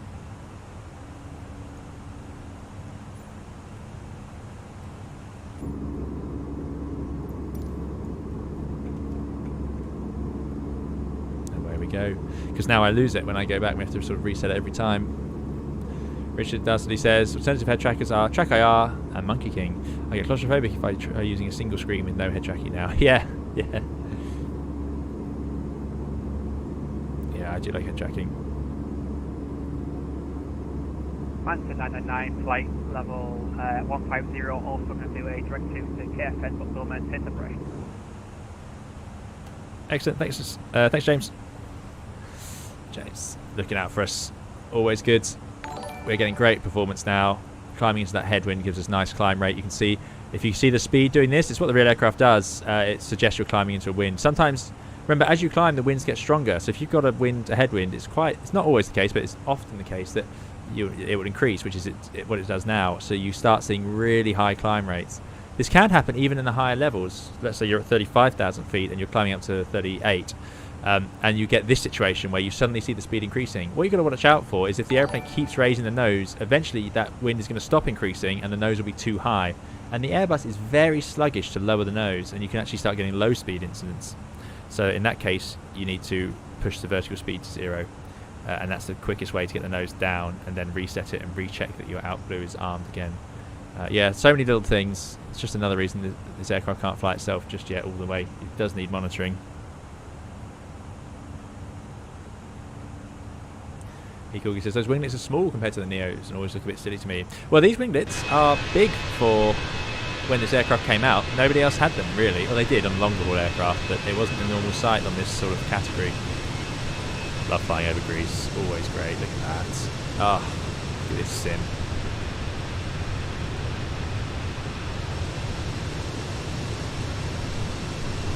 I really like the metallic blue. I think it looks lovely. Paddy's done a great job. Right. After takeoff checklist. Landing gear up. ECAM check. BARF is on standards. After takeoff checklist complete.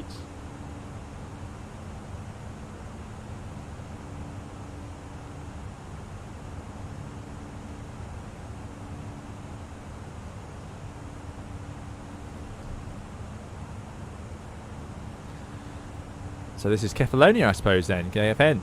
Hence the departure. Yep, Kefalonia. Excellent. We can actually unstar those now. Go back. And now we can look at the route. Phoenix did such a good job with this EFB. It's so powerful. Thanks, Beric, for the follow.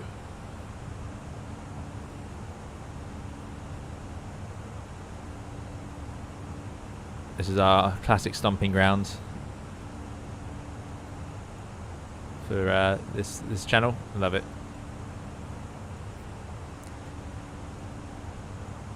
Microsoft Flight Simulator does the water better than any sim has ever done it. It's just great. The subtle shadows, the soft edges, and then the currents that you see in the water, or the winds that you can see blowing the water around. Yeah, stunning, stunning stuff. Now, I'm getting a lot of lag on my chat, so I can see YouTube hasn't come through for a while now. Is YouTube still going? Is anyone watching on YouTube?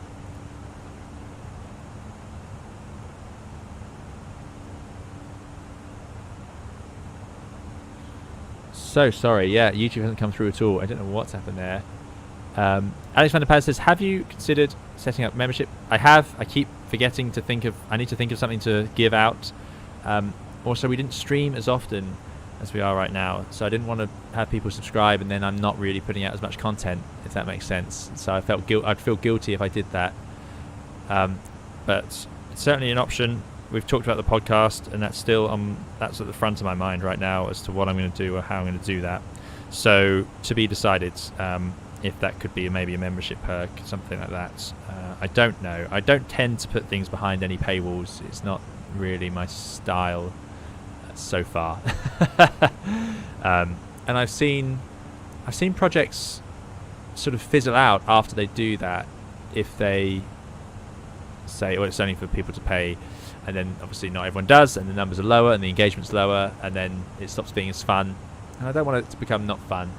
So, but I appreciate that people are very kind to ask and offer to join the membership, and I appreciate that they're doing that out of just the kindness. So I totally get it, and I might, if I can come up with some nice graphics, maybe. There we go. Laugh Out Gaming says, when do you switch on the VOR switches? What are they used for? Switch them on when you want to see them. So I've got them there, so they're onto VOR, which means it displays the VOR down here. It tunes. It gives you the DME if available, and needle points on the top. And now I can just clear it out, and it will just automatically tune what it needs to, because the Airbus is clever like that. I would typically turn off one of them because you just need one, really. That's usual. Thanks for those follows and subscriptions. Really appreciate it. YouTube is still going, post appearing. Okay, great. Yeah, I'm having to jump over to YouTube, so apologies to those of you on YouTube. It's just really serious lag between the chats here. So I'm just jumping onto YouTube every now and then. So sorry if I miss any messages from you. Igloo Foo, good to see you. Igloo Foo says, I am checking out a new flight recorder called Sky Dolly. It's almost as good as the X-Plane one. On the Phoenix, only spoilers don't work on replay. Will even start engines and flaps. Ooh, interesting. I'll take a look.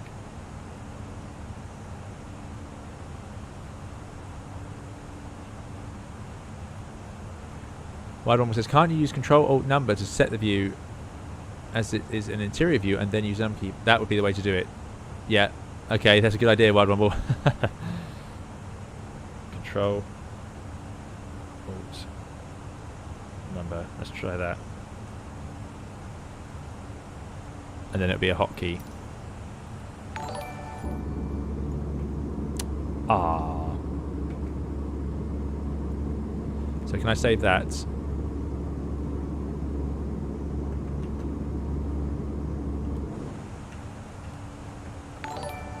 Didn't work for me. It must be a different key assignment. But I will play around with that later, because yes, that would be ideal.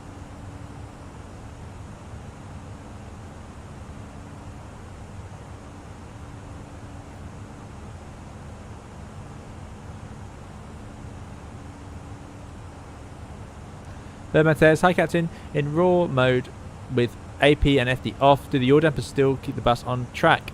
Also in this mode, is a manual turn just constant input on ailerons or short inputs? Right, so we're going to master caution there. And I've got flight control, left side stick full, calibrate null zone. So let's have a look. We've got still in thrust climb open climb with the autopilot engaged. We're still in normal raw, and both flight directors are working. So all the guidance and navigation is working. We're still climbing, no problem there. We're still pressurizing, that's absolutely fine, and we're not over any terrain or any concerns like that. No reason not to navigate what we're doing, and we don't need to talk to anybody about it. So let's think about what we're going to do about this fault. So the flight control, left side stick fault, calibrate null zones. Right, it's just an advisory, no other implications. Clear flight control, status as an op system for left side stick. Oh, that's not good.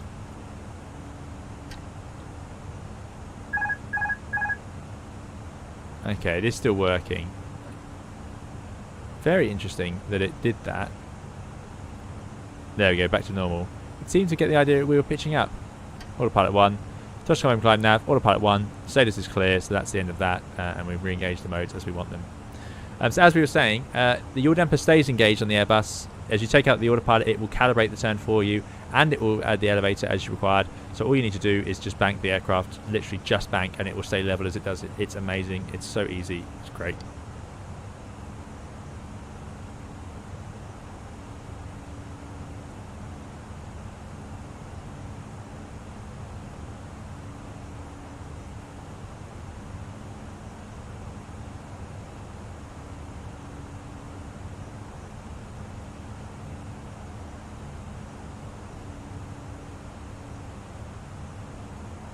Aviad says, can you start engines without APU? Yes, you can.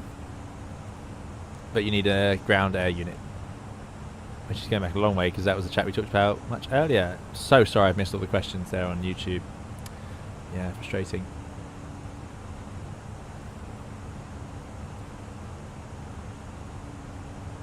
So we were talking earlier about adding in paying or having memberships to get certain benefits. Oh, sorry, before we talk about that, Flight Dispatch 320 is very kindly tipped $6.03. Really appreciate it, Flight Dispatch. They said, thank you for the knowledge and entertainment you give us all. I speak to pilots on a daily basis and I love the passion we all have for aviation. Yeah, that's the best. When you meet people at work who are just passionate about aviation, it's just fun. It's always nice. And I don't mean just pilots, I mean dispatchers and ground staff and everyone. It's just great. Sometimes you'll get someone just start chatting away about something with aviation, and it's a treat. So thanks so much, Flight Dispatch. Really great to have you here, and thank you for the very kind $6.03 tip. Really appreciate it. And you're very, very welcome. Thanks for coming along and saying so and supporting the channel. Really very kind. Talking earlier about memberships and so on. Parallax says, I'm all for memberships, just don't do a members only chat. Big Jet TV does that, and I stoutly refuse to pay for chat. If I had a choice, I'd probably get a membership to you. Yeah, no, I wouldn't make the chats only members. No. Because there's plenty of people who want to ask questions about the Airbus or so on who might not have access to money to pay monthly to me. So no, we wouldn't do that. But yeah, good point. Alex says would be an easy way to support you on a monthly basis. Very kind. Thank you so much for thinking about it, Alex. Yeah, appreciate it. And Byron says keep it working for you, which I like. Yeah, absolutely. And I guess you could do a podcast on Global Play. I don't know what that is. Ooh, I see. Podcasting is going to be a whole new world. Kirsta says, is the fuel performance still a bit wacky? Yes, it's still underburned slightly. It's a very efficient version of the Airbus. By the way, something we should check is 3.6. We're going to 3.6. Max 3.8, so we've got no trouble there. Great news. Thanks, Alex and S-Row for the follows. James on Twitch says, I'm right behind getting some amazing screenshots, which I'll put on Discord. Your livery is just out of view, so working great. Excellent. Excellent. Flight Dispatch has no idea why it came in US dollars. It's the way Streamlabs converts it, so apologies for that. But thank you again.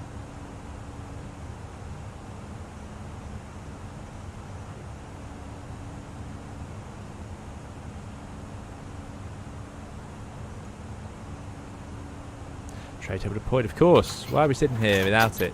Unbelievable. That is my cat, Swordfire, yeah. It is the first officer, as we call her. Ganon says, would you recommend 737-600s? I don't have it. Slightly tempted. Brandon says, bind a key to translate view forward, then move through the cabin using the translate view forward key. Find your views you want, and then sign using control plus numpad key. Is that not... Oh, should it be control alt numpad key? Is that what it is? Let's have a go.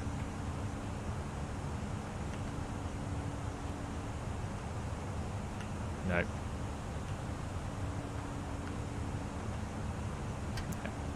Oh, I figured it out. Mac out star. That's because I pressed the number key. It's putting an input in, and that's what gave us that message. Mac out star autopilot 1. You're right. There we go. Paul says face reveal for members now. Unfortunately not. Matt says greetings to you, Matt. Hope you're doing well.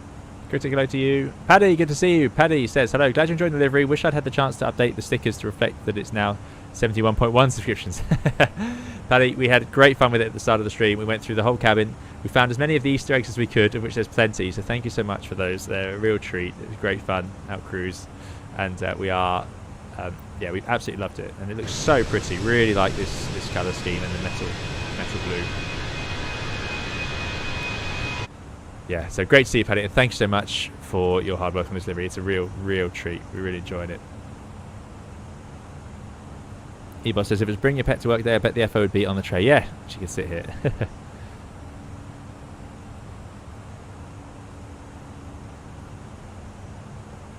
Martin says, what's the earliest you're allowed to turn TARA on? You can do it pretty much as soon as you start taxiing. It's not really going to make a difference. It's inhibited on the ground, and it's inhibited below certain altitudes, so you're just not going to shout out at pilots landing or anything like that. So by the time you're taxiing out, you'll have it on TARA anyway.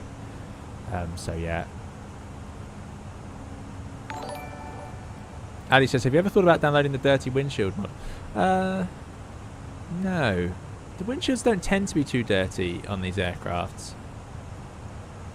Mostly it's just sort of fingerprints and things on the inside, and there's already this sort of light scratching you see here, so I can't say I think it needs it, but I can certainly have a look and see what it looks like.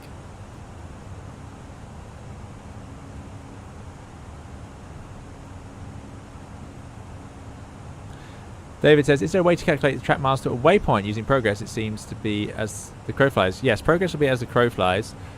If you what you mean as part of your flight plan, then you can see the distance here, nautical miles, so you can add those up. So we're 59 miles from Tigra, 59 up there, and then we'll be 137 miles to Iosa, and then we're pretty much on the arrival. So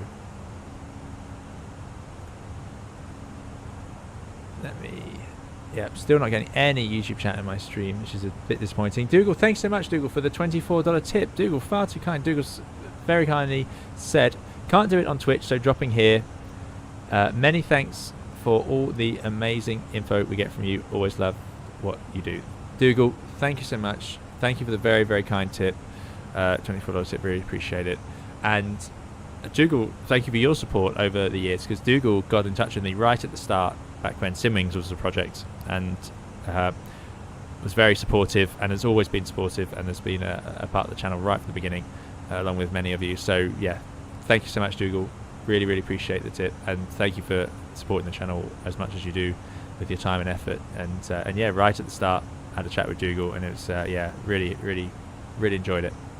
So there, thanks for being a part of the flight sim community, because Dougal, I know everyone knows Dougal. Big part of this of the community is on YouTube and Twitch now. But yeah, thank you for the tip. Really appreciate it. Have you seen the Meteor 04019 gusting 30? Should be fun. Yeah, that should be good. Enjoy that. Are the window heaters embedded in the windshield, or are there blowers on the dashboard? They are embedded. The windshields are heated by these. You can see the filaments here. They're not like on cars where you can see the filaments all throughout the window. They're very fancy and completely clear elements. They're heated for flexibility reasons. The window would get too cold. It would freeze up if it didn't have any heating quite easily. But mainly it would, low level, if a bird or something hit it, it would potentially shatter. So it has flexibility by being warm. Right, just a bit of a photo shoot.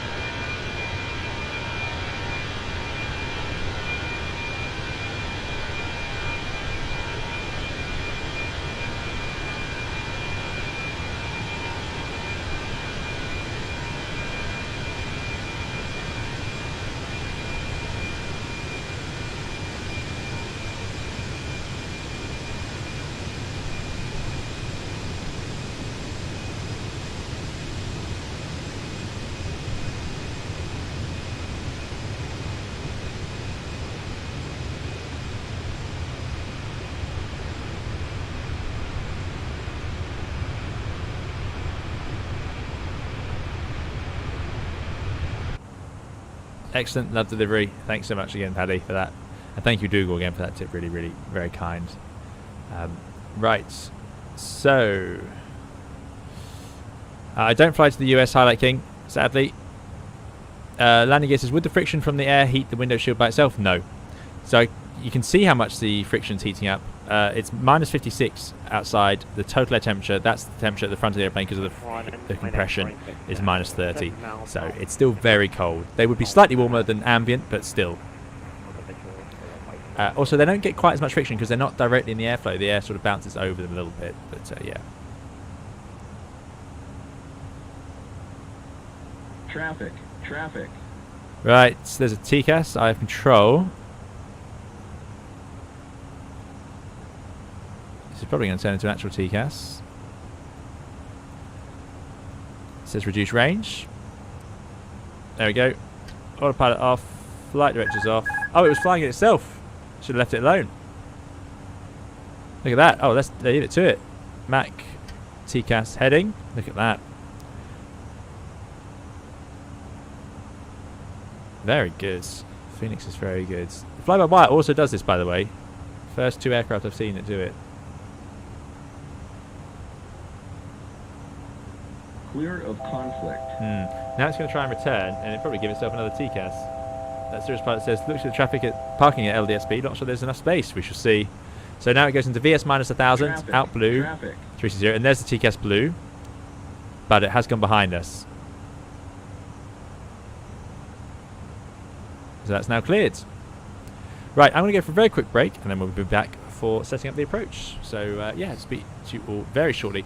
Classic headwind, of course, for a 320 sim pilot stream.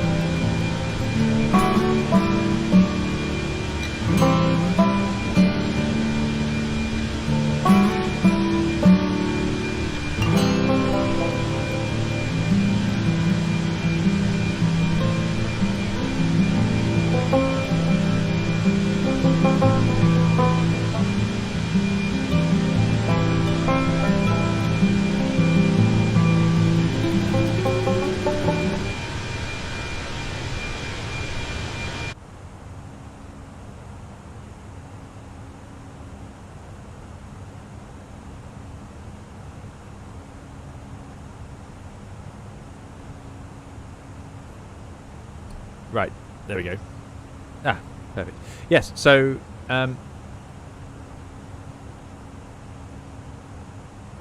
auto TCAS is an option. Your sim settings. Is it airline? And auto TCAS, quite fancy really. I will have that AC essential switching is pretty standard as well. Nav in the go around will need that be handy in split, and then we'll leave the rest alone. Good stuff. So let's go to our charts and start preparing them. Thanks for the subscription. So split. Now we are going to start getting into controlled airspace soon.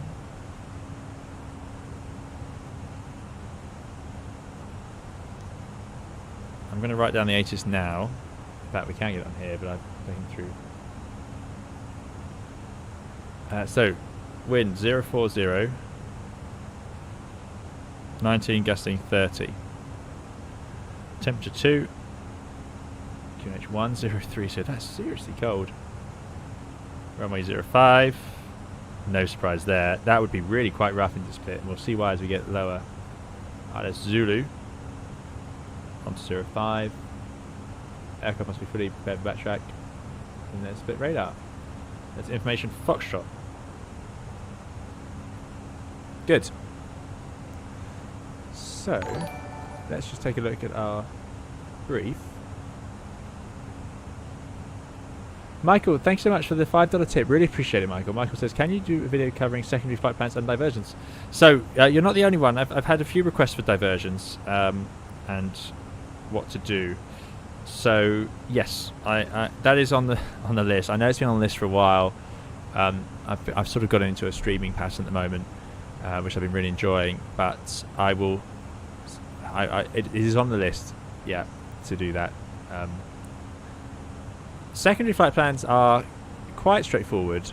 It's just a secondary. It's just another flight plan, and you can see here. So I'm going to copy the active into it. Something you'll do just to keep it up to date. And you can see it's just what I've got. Now, if I change the primary, the secondary won't change. So if I want to fiddle with this, change it and see what something else will do, I can have the secondary available just to revert back to what I had before, things like that. Or you'll use it if you've got an emergency procedure. I think I have a video on the secondary flight plan itself. Do I? I think I do. Oh, we've gone into heading here. Let's... Nope.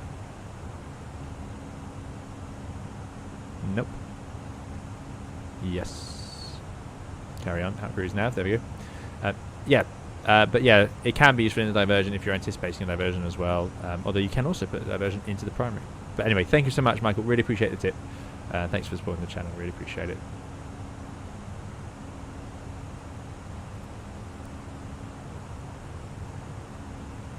Landing Gear 001 says, I'd love to see you do a stream flying in challenging terrain of South America. Even stream in Africa would be equally interesting. Yeah, we should do some airline flying there. We've done a bit of group flying, but we should do some airline flying, absolutely. The dotted line was because we were on heading mode, sort of 5. Yeah, good spot.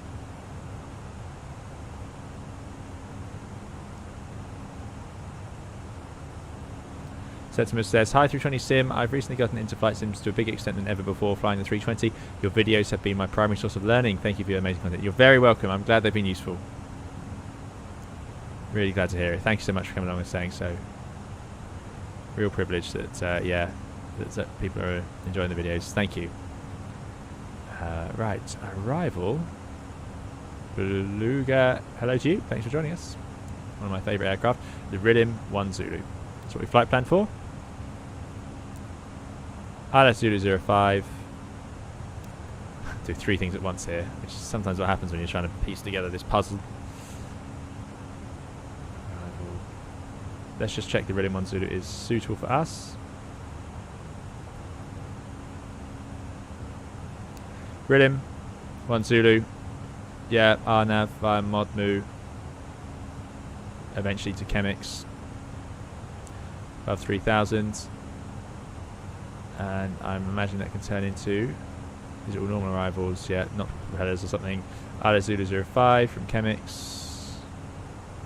There it is. And in we go. Could be changed by the controller, we shall see. Then we'll have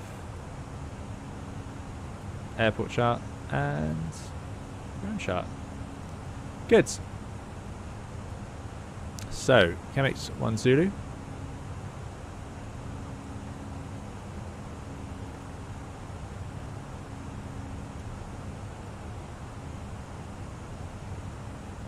Kenem 1 Zulu.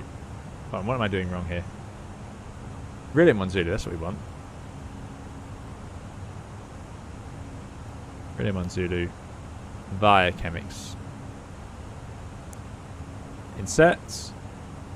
Now, go to plan, constraints, and let's have a look. There's the top of descent, there it is, in via Chemix, and then there's the ILS. Perfect. ILS tuned for 049 1105 IST. It's an ILS DME. 045 048. Oh, it's slightly out actually, 3 degrees, which it is correct, 3 degrees. That's the IST 1105, IST 1105. So that's all good. I'll leave the view about auto tuning, not planning to use that. It's an interesting approach on the other end, but we have seen that in videos and streams before, I think, so not too bad. We'll just enjoy the air traffic controlling here. We'll probably have to end up in a hold somewhere, so we'll get to try that out. Category C, 440 on the minima.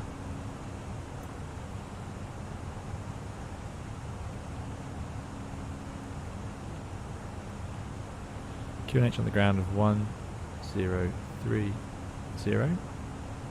Temperature rather chilly, 2 degrees Celsius.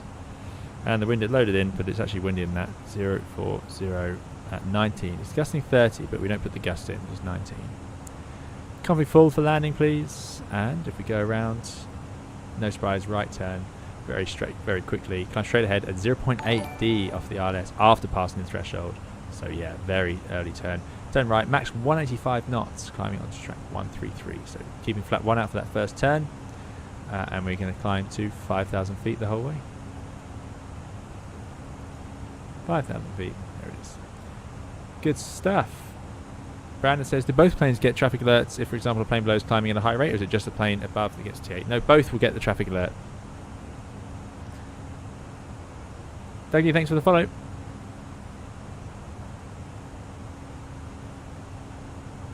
It's busy, says Cirrus. Excellent. I'm looking forward to this.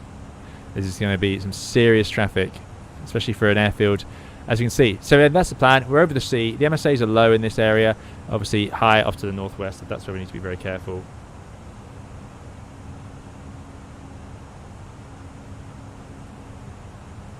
And yeah, if we go around, we go off to the right like that, which is over the water, so no problems there. In terms of the arrival to get us there, again, we're out over the water, so pretty low. MSA's only 5,000 feet. Platform at Chemix 3,000. Just check that is the ILS platform. 2,800 is the actual. There you go. Enjoy dinner, Dougal. Thanks so much for coming along. We'll see you next time. Lauren B said, my last visit to this part of the world went something like Manta 329. Expect hold over Lasty. Your number many in sequence. Adria 55. Start reducing speed. Speed is no advantage. You're behind an ATR. Yeah, well, we could find that happening in a minute. Santiago is a nice approach to this flight dispatch. Interesting, interesting. Are you still on TCAS? I can't see anymore. Let's have a look. Should be on TCAS. Yep, there we go. That looks like James behind us there. So, we've got a plan for the go-arounds. Fuel-wise, we're doing fine. 3 tons extra, and that was the planned fuel we took, so yeah. The only thing left to do now, for now, is going to be landing perf. Thanks, Celtic, for the follow. So, landing, LDSP, it's currently dry. It's not raining there, but I'm going to put good just in case it does rain. And we're going to land onto runway 05.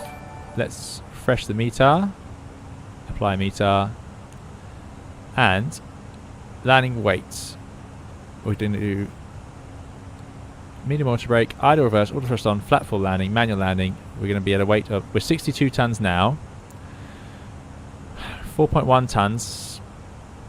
But we're going to land with, sorry, landing with 4.1, and we currently have 5. So take a ton off. So we're 61 tons for landing.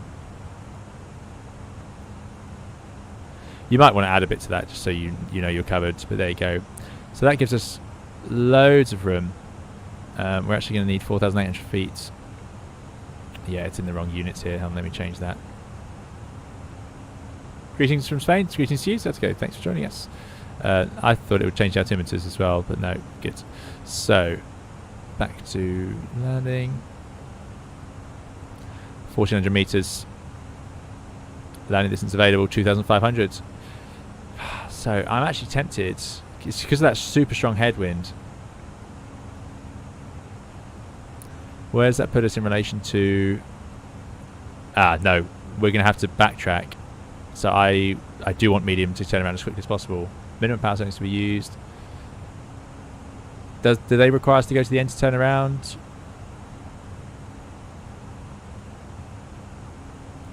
Following guidance is mandatory. If taxiing in backtrack pad on threshold 2-3 proceeds. Right, so look at this.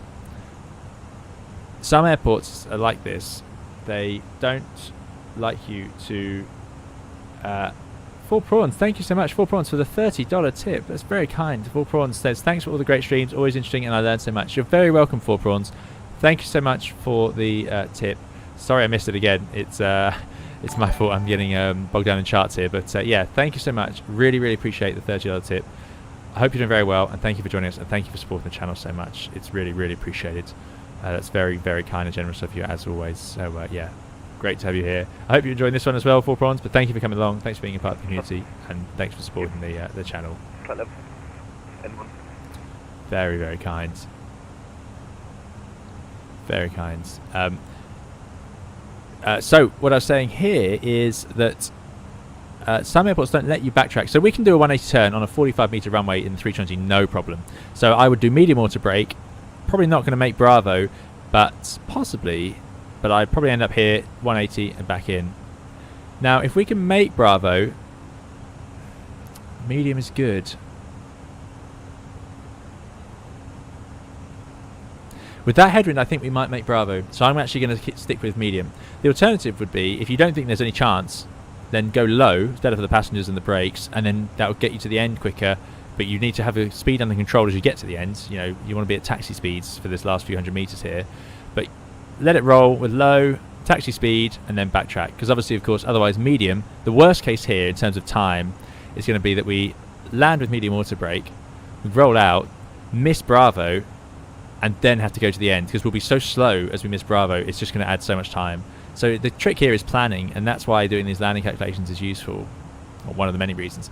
So look at that, we're at 1,400 meters required with a factor taken to 17, so it's tight. I think it's going to be a bit tricky, but we have a good headwind, slightly stronger than that wind actually, and with the gusts, I think we might do it. Something else you might consider doing on these days is, not all airports allow this, but you might want to do maximum reverse. It would just help the brakes a bit, and it will stop you having problems with hot brakes on the taxi out. I think we have brake fans. No, we don't have brake fans, so that might be a strategy on this aircraft. If we're going to do medium auto brake, we could also do max reverse. Now, on a dry runway, unlikely to have much chance for it to even spool up, but it might just take a bit of energy out of those brakes and help them stay cool enough for the turnaround. If you've got brake fans, don't bother, just use the brake fans. Evening, Hayden. I hope you're doing well. Thanks for joining us. Good to see you here today.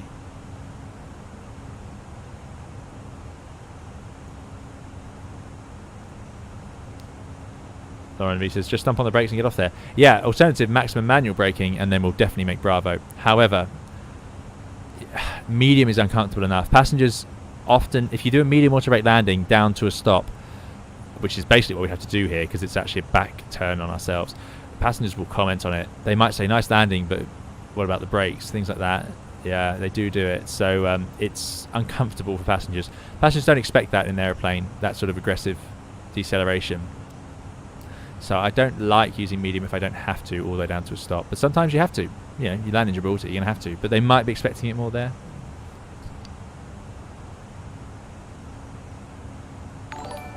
Jerry says, you can still totally botch it and just disengage any auto braking to make it to the end. Quite. So that's the judgment call, isn't it? If you touch down with medium auto brake, you could, and you realise it's not going to work, you could just disconnect it and go to the end. However, if you do that, you've got to be careful that you're not too fast, because you've now disengaged all your brakes. So what's your actual landing distance? What are you basing this on now? You're just rolling down the runway at hundreds of knots, so you don't know when to start decelerating, for example. So you've got to be a little bit careful doing that. Thank you again, 4 Prawns, for the very kind tip. Really appreciate it.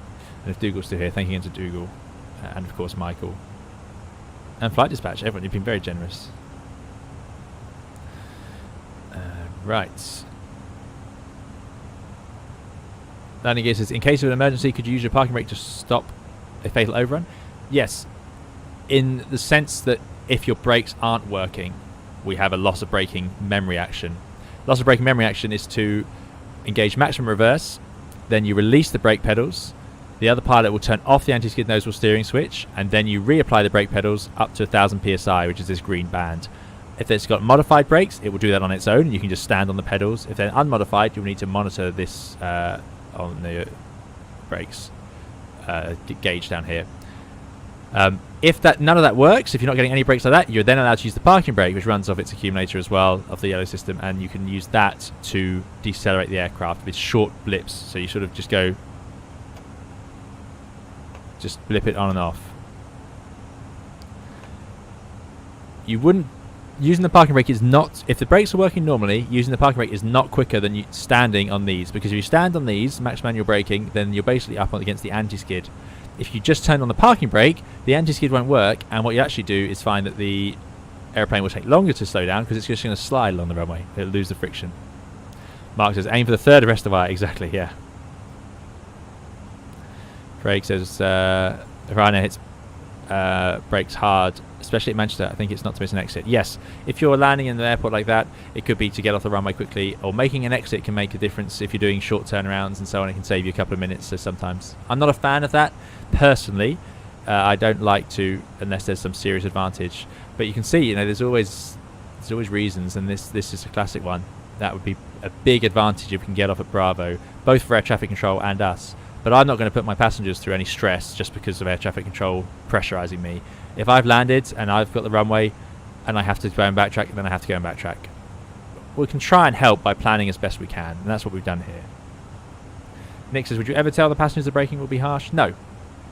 Because it's never going to be harsh to a dangerous or actually uncomfortable extent. It's just, what I mean is some passengers might comment on it. It will be noticeable to them. But it's never going to be something they need to prepare for, because that's just not safe. That's not what we do.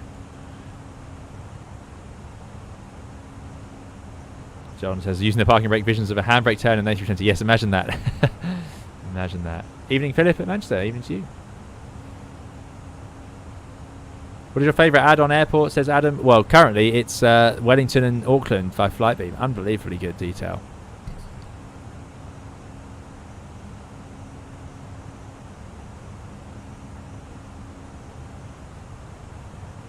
Yeah, they're really good. Really amazing. Greg says, you see pilots making the short landing at Manchester a lot. Yes, because Manchester has an exit at the right point. Yeah.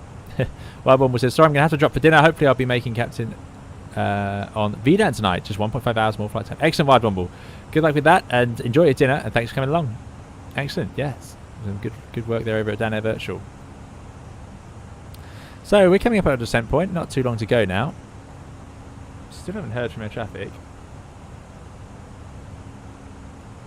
They are there. They're now on information Gulf. Changes to that are 04016, gusting 28. So it has actually dropped a bit. A couple of knots.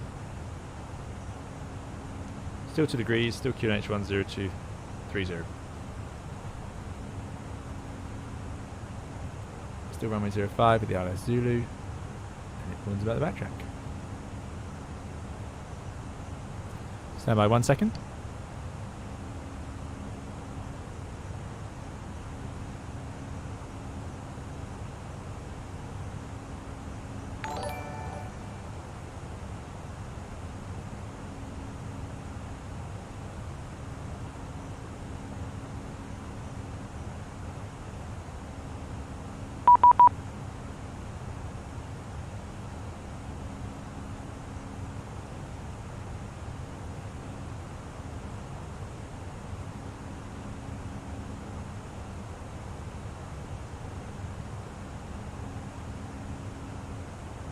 Right, we are getting in touch. So 1300.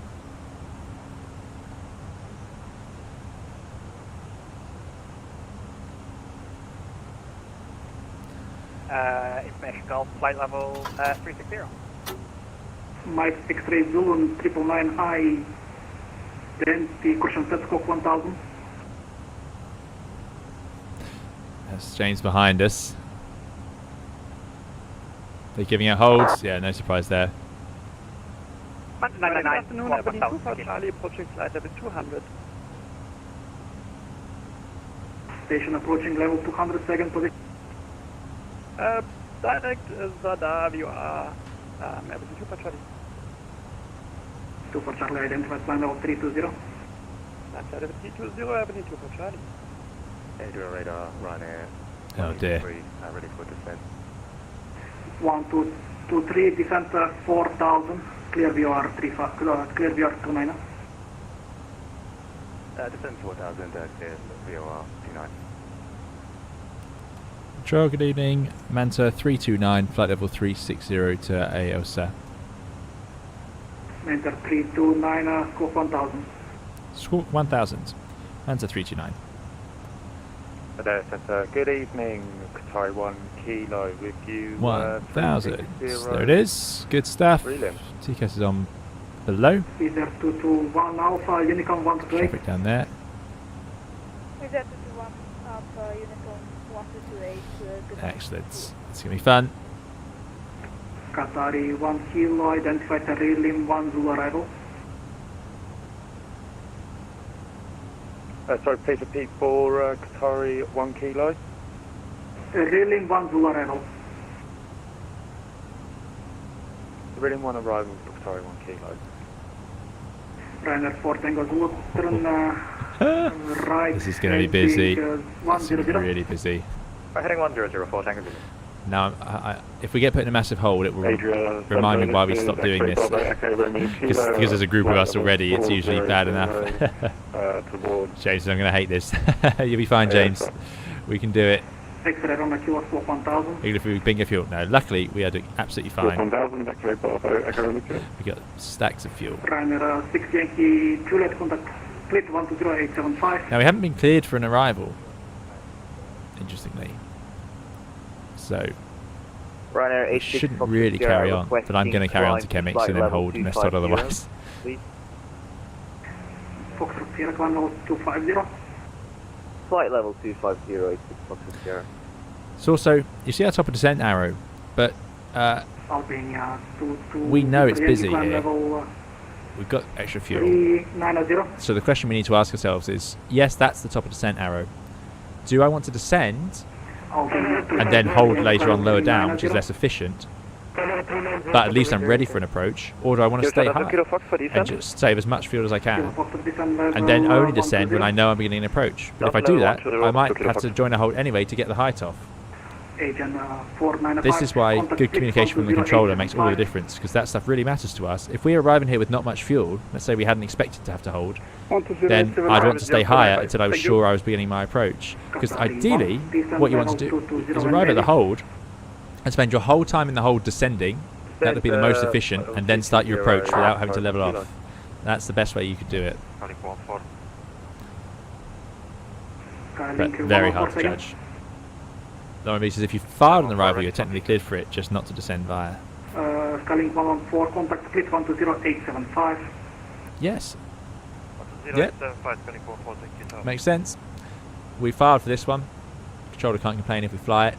We're certainly not cleared. We're not cleared past the initial approach fix, the Chemix arrival. Embraer 284 clear. Sorry, the Chemix point. That's the IAF, so we can't start the approach until we're cleared to. Clear end to Sierra arrival, Embraer 284. Controller is giving out arrivals there, so I'm expecting to be told one soon. Kilo Lima Papa, descent 4000. The problem here is how many aircraft are making it off of that exit. That's the real question.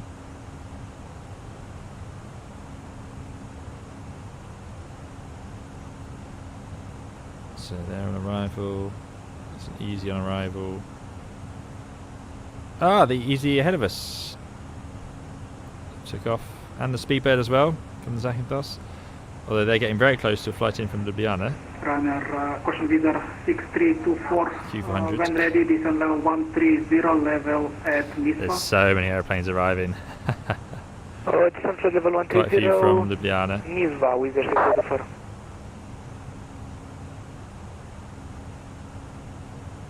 There's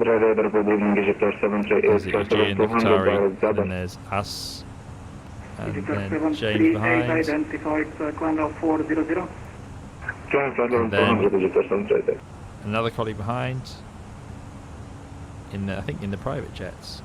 So we are the biggest queue on that scope. That's great, and I'm right in the back. Albania 22 Yankee, See how this Victor works Yankee, out. turn right heading 100.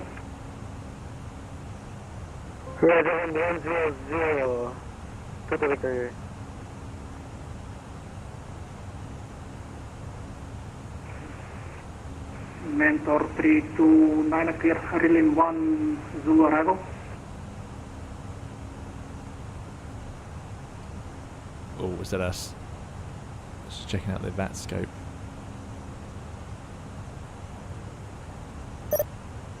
Mike X3 Zulu 329 clear, Relim 1 Zulu arrival.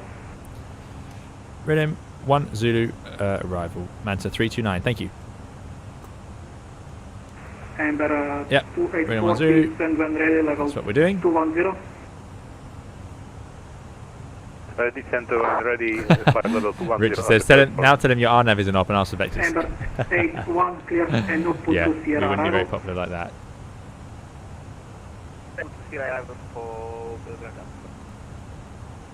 I'll try not to miss any more calls because the controller is working. It's going to be working incredibly hard here. Amber 284. Mark's is looking at Atlanta parking might be an issue. Yes, 055. I think that's definitely true. 130. So Pilot says they're holding over SP614. 81 contact Adria 135. Oh, right, yeah, that's a bad sign if you're not even making it to Chemix. Qatari 1 kilo contact split 120.875. We do have 614, yep. 130. So I would be tempted not to descend just yet, given that we know it's busy, because we have the luxury of a bit more information here than we would on line flight. However, air traffic might not think we need to hold. They might be well aware of what's going on, and they might. Sometimes they just have to hold the airplane in front. Just because somebody holds doesn't mean you all have to. They might have been close, or they might need to build in the gap for a landing aircraft or a taking off aircraft. So Kilo Foxtrot continue descent via star 3% descent 4000 via star.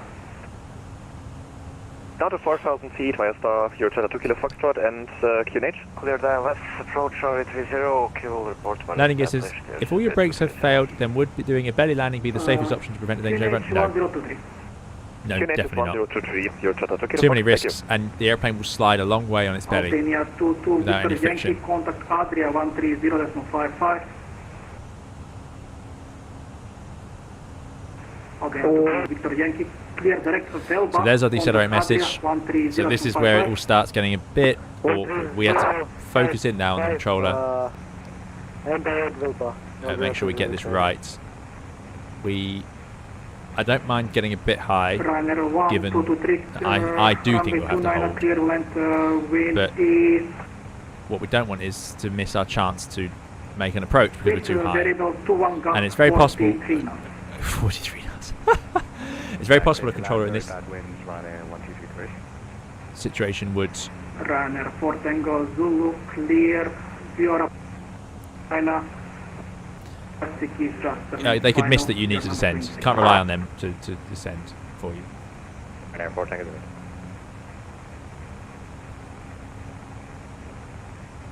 Eddie, I sent them 999 requesting station office.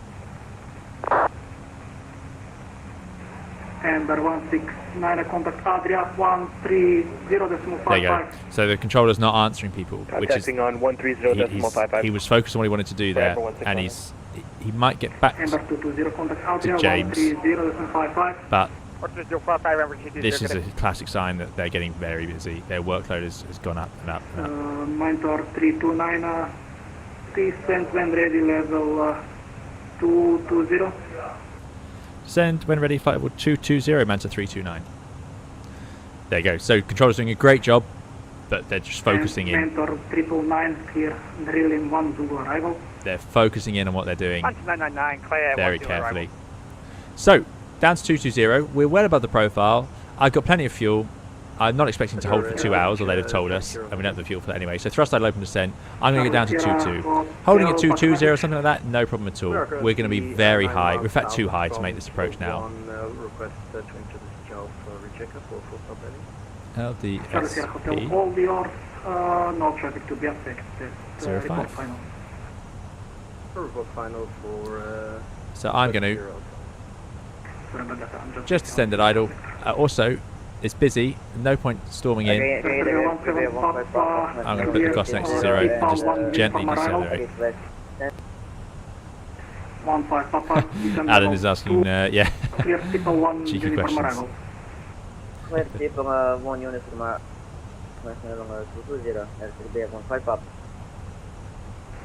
For Tango Zulu, reduce minimum approach speed. Down a minimum, 4 Tango Zulu. Yeah, so if people in front are being slowed down, there's no point us rushing in. We'll stay at idle as long as we can. 324 contact. Enter the hold if we need to, no problem. Adria, good evening. Adria 0654, climbing 230 at 9,000. We should have also done a system check in the cruise, but we'll say we did that when I was on my break. In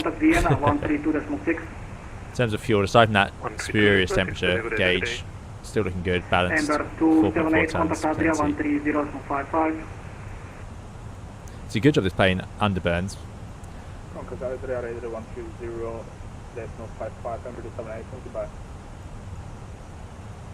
going to put 2 tons in the ocean fuel just to give me a good chance here. Mentor 999, descent level 220. Correction 240. 240, Mentor 999, thank you. Long reasons, I'd say we're planning to hold at 220. It's possible. Mentor 329, contact please 120875. 120875, Mentor 329, goodbye. Double check that. Air 17 Papa, join hold over seatbelt hold established. Just to make sure I did hear it right. 20875. So, we haven't been told to hold, but someone else has by that controller. So this could be a good sign. Those controllers should, they'd have to be coordinated to do this. I didn't know that was possible on VATSIM, but they must be coordinating. Quite impressive. 21 Papa, Roger, Tower 124675. 124675, so this is approach. Split approach, good evening. Manta 329, descending flight level 220 to Sierra Papa 614, A320 with information Golf. Mike X-ray Zulu 329, Dobrovec, split information Golf, enter hold over Sierra Papa 614 and present heading started right turns, descend level 1220 in hold. Enter the hold at Sierra Papa 614, right hand turn standard, descending flight level 220, Manta 329. Well, that's the end of that. I'm just going to do 1,000 feet per minute for now. The only problem is that will mess up the traffic behind, which is James in this case, because James might want to descend. Quality 301, clear DLS. I'm going to do that for now. You will be Hold number 4. Sierra Papa 614. It should auto-fill, so I can just do compute it and it will auto-fill the current inbound through 1 minute, right turns. Now we're above 140, so it should be 1.5 minutes. And then insert. And there it is. So now we're going to hold. It will give us a time to exit warning, but for now we're doing well on fuel. As a result, it's coming back to green dot. No problem. Air's quite smooth, so I'm happy to do green dot for now. CDC uses TeamSpeak to coordinate while a frequency is working in, so they're generally talking to each other whilst talking to everyone. There you go. Yeah, they're doing very well. Because if that controller is holding the controller we were chatting to there. Enter hold over Sierra Papa 614. Inbound course present heading standard right. So there you go. James has been told. Flight level 240. 240. Thank you.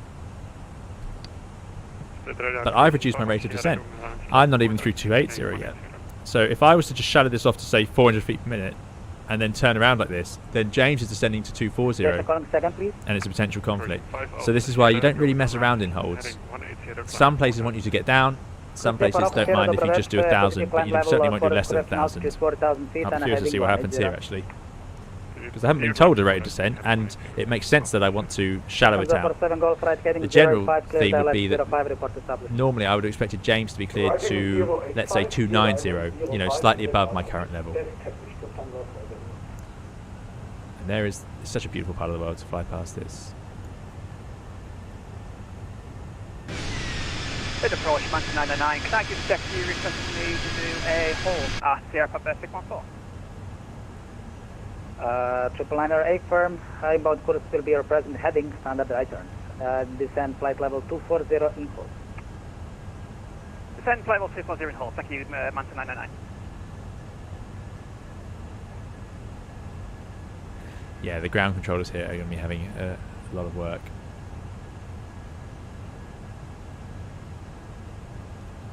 Radar, good afternoon. Good evening to you, Seabird 224 Tango on the go around runway 05. Oh no. This is Golf, hello again, split. Stephen says, just landed split, now to watch how it should be done. Oh dear, I don't know about that, Stephen. I know that the mechanical turbulence in flight simulator is very severe. Correction 224 Tango, my mistake identified. Left, right 180, climb 4,000. Now, controllers Heading hopefully will tell you its expected time in the hold. They don't have to unless it's over a certain time, and they don't always. This is not uncommon, especially when they're this busy. 301 contact tower But 124.675. if I enter the second hold, I will ask how long we're going to be here for.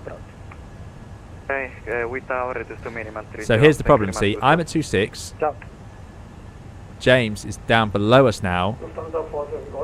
I think that's James, unless that's traffic in front of us. Let me have a look. But this wouldn't happen. Because if this happens, what we've effectively done is we've shot ourselves in the foot and we've put ourselves in the queue after the person who was behind us. Runner 6 Yankee Juliet, descend 4,000 feet. So that is actually... Runner 6 Yankee Juliet, descend 4,000 feet.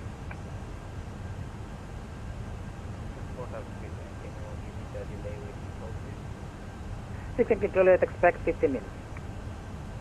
That is James indeed. Yeah, so James is already below us. That's an interesting one. Not something you see. In a minute it's going to rectify itself, but they wouldn't have an air... So this is just because I've descended slower.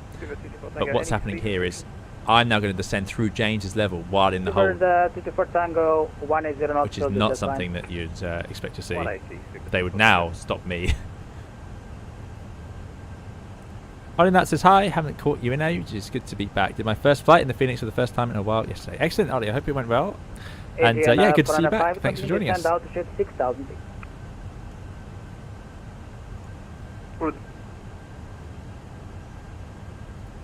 Yeah, I to tell you if you have a delay, it's usually over 20, but it does depend on the airport. Some places I've been to and they just say nothing. You get no information. Ryanair 2 Papa Tower disconnected. Oh no. 2 Papa, there is problem with VATSIM service skills. Back.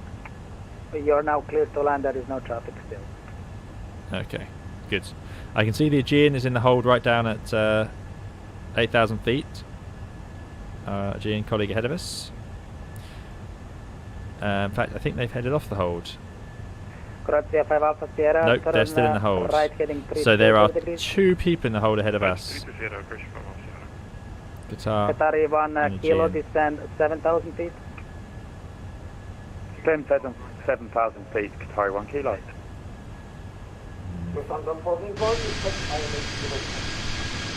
So the person goes to continue approach and 05.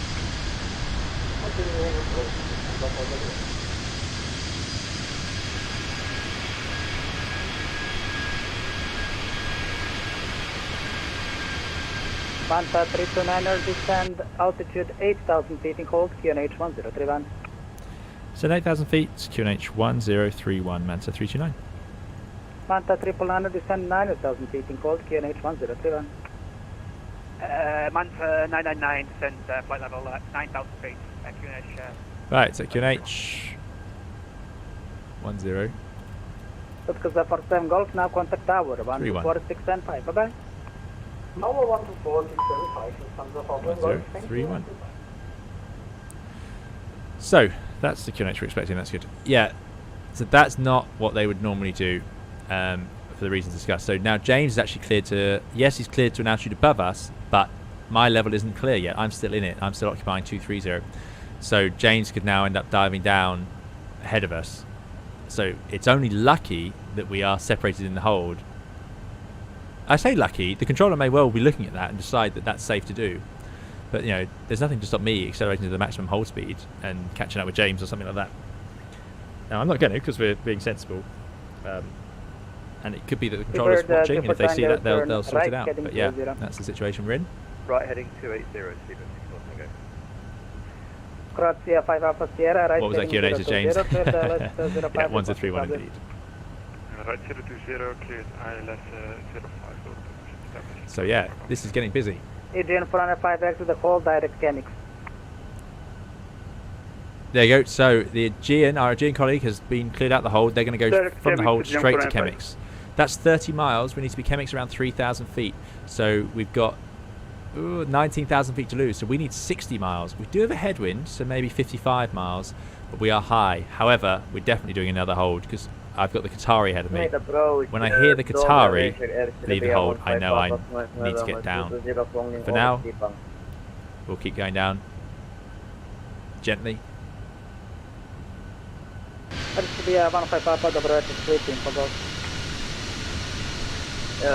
Information wrong there, I'm not using live time just so it's not a nighttime stream. I thought it'd be nice, and also it meant that FS traffic would load up some airplanes. Just know how many minutes for delay. For 15 minutes. 15 minutes. I think we'll be a bit less. 15:15. A for 15 minutes. Who was that? Okay, that is from Sierra. Established localizer for 5 Alpha Sierra Tower 124, 6 Yeah, the problem here is the backtracking. Tower 124. We should have gone to Ljubljana. Seabird 224 Tango, turn right issue. heading 320 degrees. Right heading 320. But you can see our fuel flow is basically back at taxi fuel flow. This is very efficient. I'm going to just pick up the rate of descent to 1400, just a little bit. Qatari 1 kilo descent 6,000 feet. Firstly, I don't want James to get ahead of us, but secondly, 6,004, I'm 1 kilo.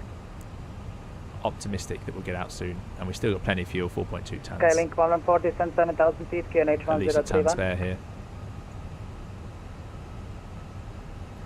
Sedgman says, what's the reason for not being a standard Barrett up at 22,000? It's because we're descending to an altitude of 8,000. So we set the QNH as soon as we're cleared to an altitude. William, descending flight level 120. Manta is MXZ, Stephen. Yep, MXZ we use. X-ray Bravo Echo Romeo Kilo, dobro večer, split Such information. beautiful Golf black enter coast hold over Sierra Papa 614, inbound course present heading, standard right turn. This is X-ray Bravo Echo Romeo Kilo with information Golf, holding Sierra Papa 614. X-ray Bravo Echo Romeo That's Kilo. our last colleague behind us.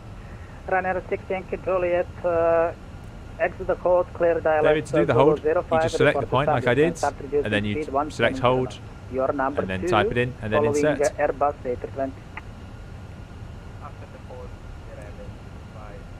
No, you swap over once you're cleared to either a flight level or an altitude, you put the appropriate one. Seabird 224 Tango, right heading 010, clear dial. Yeah, I don't want this controller to accidentally put James ahead of us. Right heading 010, cleared ILS from 05. No offence to James, of course. I'm tempted to just dive down now. Ryanair 86 Foxtrot Sierra, descend Exactly, Septimus, that's why we do it. Yeah. QNH 1031. If we had to suddenly level off at a flight level, then we'd have to change it back. 9,000 That's the risk. QNH But 103186 Sierra. And by the way, this is exactly what it looks like. Like Microsoft Flight Simulator has got this perfect, as always. The scenery is breathtaking.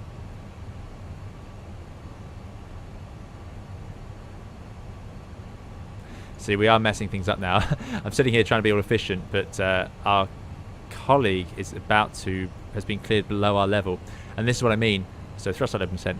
In real life, they wouldn't James would be cleared to That 1,000 will be a 15 Papa feet descent, above flight me. level 120. It's very high workload for the controllers because what they'll have to do is clear everyone down in stages, so you get this constant sort of trickle. So it would be Manta 999, descend flight level 170. Once I've vacated 170, they could say that. Qatari 1 Lima Kilo, exit the And then, direct a minute or so later, they'd say Manta 999, descend flight level 160. So they'll just stagger it like that, and they'll have to do it for every aircraft in the stack. But it does prevent this situation where I'm now descending on top of somebody and I'm here below their level. By the way, this also happens in the Airbus. Bit of turbulence, bit of tight turns. We've got 50 knot tailwind on this corner, so it's quite a tight corner, 30 degrees of bank. So you can see that Alpha Prot's right up at our speed, and the airplane's not doing a good job. So I'm going to pull the speed cleared the ILS Zulu 05 report and encourage it to number spool 5 up. following Boeing 737. Now it should do a better job than that. 05, report established to GM495, number 5. Interesting. So if I pull VS, Tango established ILS runway 05. it will throttle up. It should have put the nose down there to actually get it to that speed. But there Tower you go. 124675, superb job, well done, super suitable. Yeah, it's very true. This controller's doing a fantastic job. What I'm saying about the cleared levels, I'm not criticising this controller. That's a huge workload spike, and this controller is trying to do approach as well. You wouldn't have that situation. The controller doing the holds wouldn't be the same one doing the vectoring to the Skylink landing. 114. That's the reality. If it's that busy, you have another controller online. Space radar KLM 58 uniform with you. Right, this is right above me. Indeed. Split radar identified. Climb I'm level going 200 to unrestricted. stay behind, hopefully, if I Climb can level get through the level 200 quick enough. unrestricted KLM 58 uniform. Plus 11%. I'm going to cheat then. Let's do a bit of speed brake as much as we can with the VS. Let's get up to 220.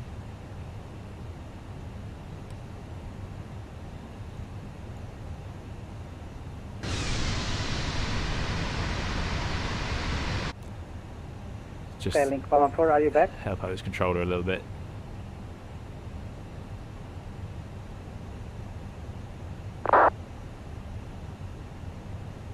I think the controller has their plan, so they know they're taking us off first, hence we're down to 8,000. KLM 58 uniform in a right turn, direct steer me. But I don't want to confuse things. Oh, actually, there's someone ahead of us still. Is that the Qatari? Skylink 114, exit So James is above clear us now. direct earbull.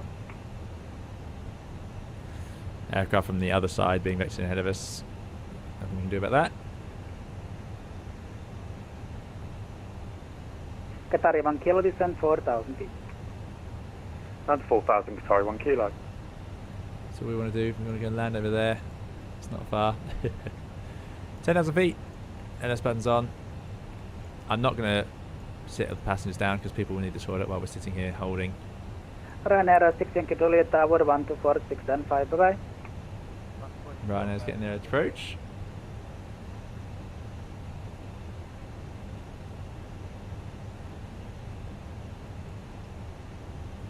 Manta 329 descent 6,000 feet in cold. Send 6,000 feet, Manta 329. Okay. 6,000. It's in blue. So we're now the last. We're the bottom of the hole. Speed It's radar, good speedbird news. 76 Tango. Speedbird 76 Tango, Dobrovet, split radar identified, climb level 200, unrestricted. So, back into the Level S. 200. We're now at the bottom of the stack. We've got our clearance to 6, which is what I wanted. Go back to manage speed. Hope it does a better job this time. And we will allow it. I'm going to, fingers crossed, we can leave this hold. You don't tend to spend long at the bottom of the hold. So we're at the lowest level now, the 6,000 feet. Shouldn't spend too long here. I say it's the lowest level. The charts will actually show the minimum holding. What we can actually see here is it's 5,000. So we might not be at the bottom of the hold. 15 Papa, I think we are, judging by what we've heard so far.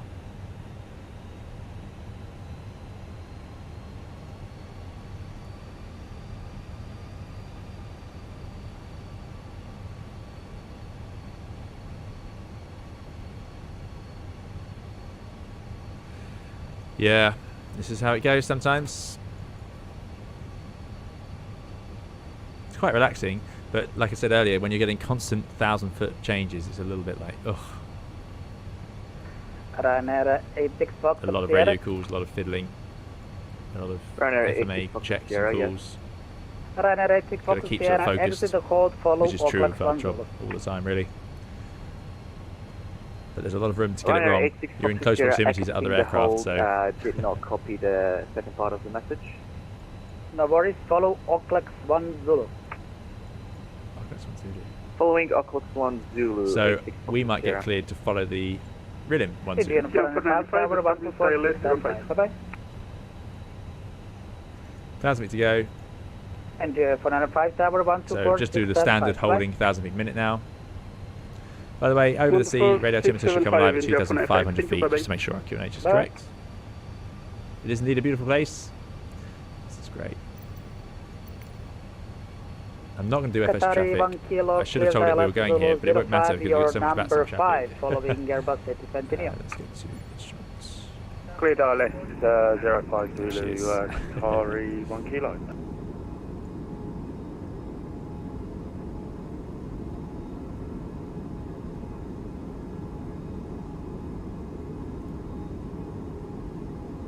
Skylink 114 after Airbus, Great shortcut texturing, isn't it, direct this wing? Sierra Papa 401. I think that pink winglet is great. Bit of blue on the engine. Studied for direct Sierra Papa 401, that's calling 114. Seabird 76 Tango, clear direct Zulu Delta Alpha. Direct to Zulu Delta Alpha, speed of 76 Tango. X-ray Romeo Kilo descend 9,000 PT hold QNH 1031. X-ray Bravo Echo Romeo Kilo, descending 9,000 feet in the hold. Manta 999 descend 7,000 feet. Manta 999 descends 7,000 feet. Manta 329 exit the hold, clear direct Chemix. Exit the hold, direct to Chemix, Manta 329. This will be a 15 Papa. Exit exit use. the hold, follow There we go. 1 uniform. So, immediate exit, direct. You could just do direct, actually, it would have also worked. Chemix. Tell him 1 from uniform, contact Insert. Adria Radar 130. Now, notice it's gone back to 250. We don't want that. Let's just do 220. Area 130.0. It could go to 250, actually. 0. Controller Okay, then, would 580. probably not appreciate it, but it's hard to tell at the moment. Seabird 76 Tango, contact Doesn't Adria have, Radar, wind frequency it up. 130.0. Bye-bye. 130. So we are level, bye-bye. 6,000 on the QNH. Skylink 114 This is descend good. 4,000. Let's go to our approach checklist. Ryanair You can 86 say Fox this, Sierra it's all descend good. 5,000 feet. Approach type Change to and 5,000 runway feet, is set, the Ryanair altitude is 05, minima, 440 barrow, approach phase. We clearly have not activated it, so we shall. Hence the throttle increase there. And barrow F is on QNH 1031, so that's all set. So approach checklist is complete. This will be a 15 Papa descend 8,000 So that's really good, QNH that's good 1031. news. Let's do 230. Now we'll get the cabin ready. I'm going to get the landing lights on. Good evening, Ryanair 225 is passing 1,500. That was a pretty long hold, Ryanair fuel wise. 5 Another check of the fuel, 4 radar tons, so identified, climb level plenty 200 left. unrestricted. still got, yeah. 20 unrestricted to Ryanair. If you're descending in the hold, it's much, much, much more efficient. It's really not such an issue. Ooh, we're about to get TCAS here. TCAS blue.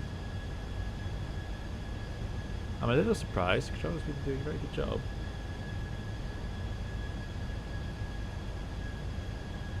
I'm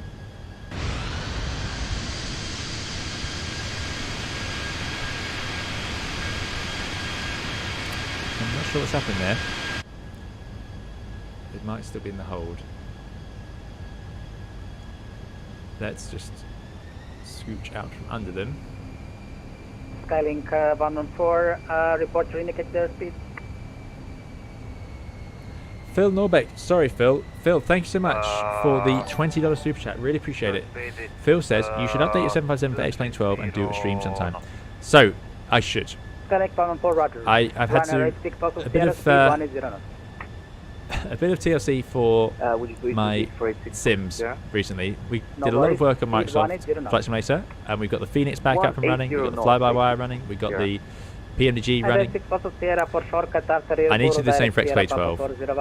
In X-Plane 12, I can't get the Felix or the flight factor 757, 747 to work in 12, and I don't know why. I'm going to try. I really want to fly the 757 again. I'm really looking forward to the Microsoft Flight Simulator 1, but I absolutely really want to use the Flight Factor 1 again in X-Plane 12. I love the Flight Factor 1. I think it would look great, but I can't get it to work at all right now, upsettingly. So I'm going to try again and hopefully get that on the stream. But thank you, Phil, for the very generous $20 super chat. Really appreciate it. I hope you're doing well. Thank you for joining us and supporting us today. Very kind of you. Yeah, we will work on this. See. Manta 329er descent 4,000 feet. So 4,000 feet, Manta 329. Well, I'm surprised to see that we aren't getting in trouble. Manta 999er descent 6,000 feet. For our Manta 999, flight level 6,000 feet. speed. So we better keep an eye on that because we could shoot ourselves in the foot if we're too fast as we get there. So we're going down to 4,000. Chemix is 3,000. 3,000 feet. The leg from Chemix is 2,800, but the platform is 2,800 from 8.6. So it's quite a way, so we don't actually have to be 3,000 at Chemix. So I'm just going to do a gentle descent. 500 feet per minute. And that way, with that shallow descent, now I can manage the speed when I want, and I know it would decelerate relatively quickly because it's only a shallow descent. And he says, I think a jet set call sign with Victor Tango's Air 2000 livery for VDAN is well overdue. Yeah, that's what I want to do. I really want to do it. I want to get the Air 2000 livery. I want to get a 757 charter flight done. I really do. How do you set a circle around the airport on nav display? No worries. Skylink 114, you're clear. Top left, fix info on the flight plan page. Number 3, following Airbus A320. LDSP 05, and then 15 radius. And that's a 15-mile ring. Or we can change it to 10. And it shrinks it. That's what you have to do. 180 till. 180 on 66 spelling call for. Right, let me load up the replay software. Thank you again, Phil, for the very, very kind super chat. Really appreciate it. X-ray runway kilo, descent 7,000 feet. 1,000 feet to go. 7,000 feet for X-ray runway kilo. Manta 999, rex the code, clear direct Chemix. James is leaving the hole behind us. Excellent. Thank you.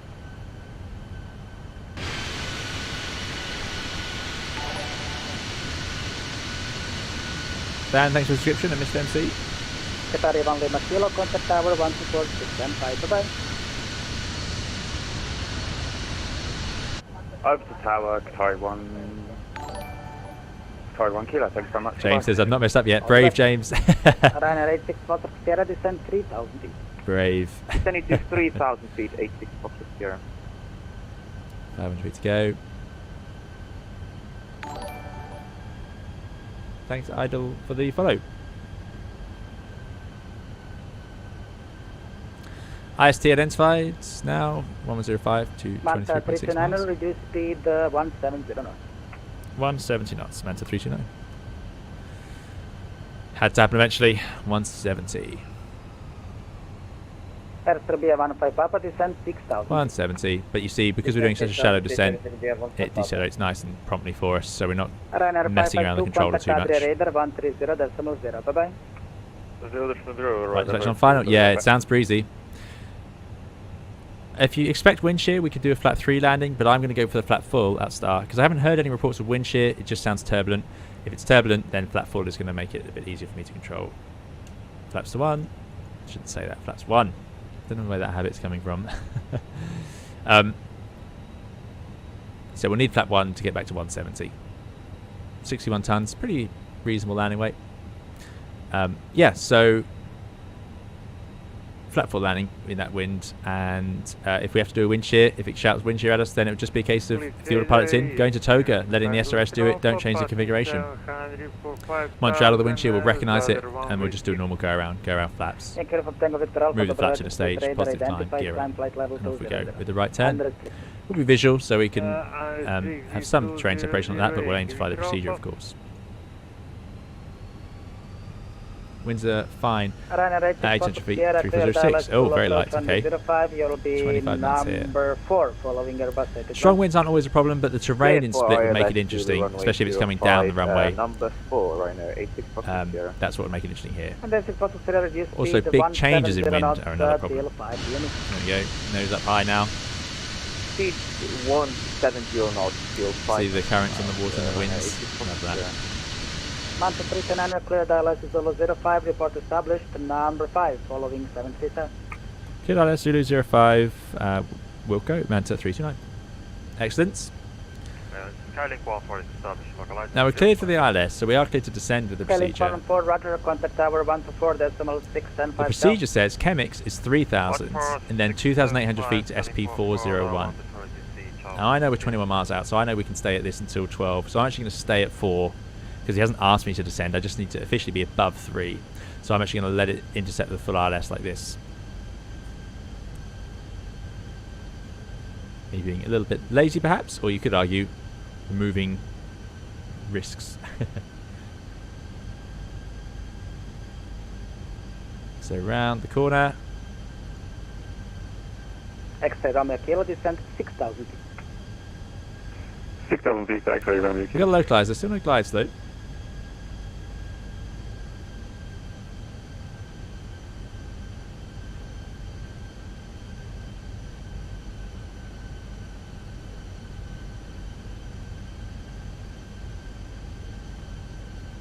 Serbia 15 Papa, descent 3,000 It is identified and showing. I don't trust that glide slope, so I'm going to get a localizer. There it is, blue. Within 20 miles, so you can do it within 20, just check it carefully. Really within 30 for a localizer. And even about 30 miles, I'd consider delaying it. However, if you delay it too long, you'll forget it altogether, won't you?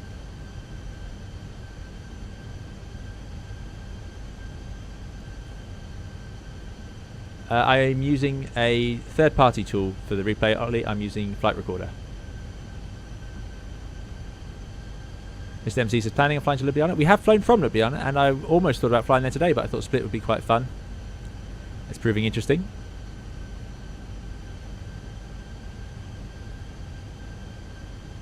Excuses, says Ed. Yes, it's windy. Short-ish runway.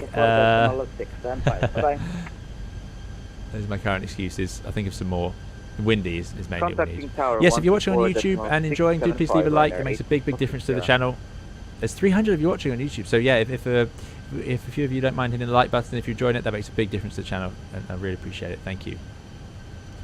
Serbia 15 Papa, via Gotri, clear dial Zulu approach, runway 05, number 5. It's going to be breezy. Airbus A320. It's going to be breezy. So you can see there's the runway, and the wind coming straight off these hills would be quite something. Quite something.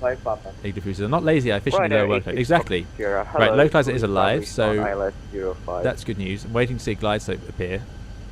I know the glide slopes are quite limited in flight simulators. We've had this before, and it happened in Innsbruck as well. Okay. Bye-bye. Ciao. But yeah, Chemix is at a slight angle. 4,000 feet. So, Descent 4,000 feet, man. there's the glide slope coming in. I know I'm intercepting about 12 miles, so I know this is still fine. Kilo descend 4,000 feet and start. So now they're both there. I'm going to do that and that. So that's Cat 3 Jolly P1 glide slope and localizer on arms. Lock star. You'll flap one out for the start of the descent, which is fine.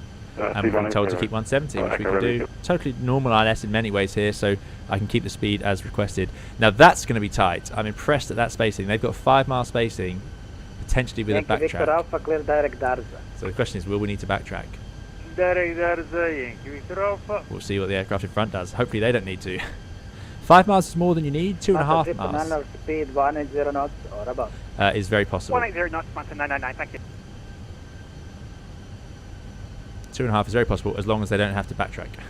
If they can get the runway quickly. Contact tower 124.675. Bye bye. 124.675 Manta 329. Thanks for your help. Excellent controller, doing a fantastic job in very challenging circumstances. Today is holiday 164.675. Yeah, really good. good. 1641, dobro večer, Split radar identified, climb level 200 unrestricted. 675. 24, expect late landing clearance.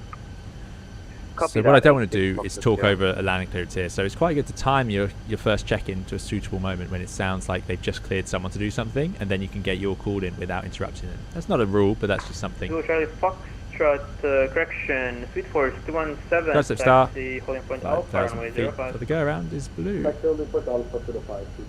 Strong headwind, flap 1 at 170 knots down the slope, no problem. But then you get in this situation where I just have to check in eventually. Because that traffic's actually still quite a way away. Charlie Foxtrot, negative, not just yet. It was for a different stage of my... Long says, this is why we clear people to land number 5 in America. Indeed, yeah. It has its uses, that. I can definitely see it. They do it in places like Paris, for example. Tower, good evening. Manta 329, ILS, runway 05, 10 miles.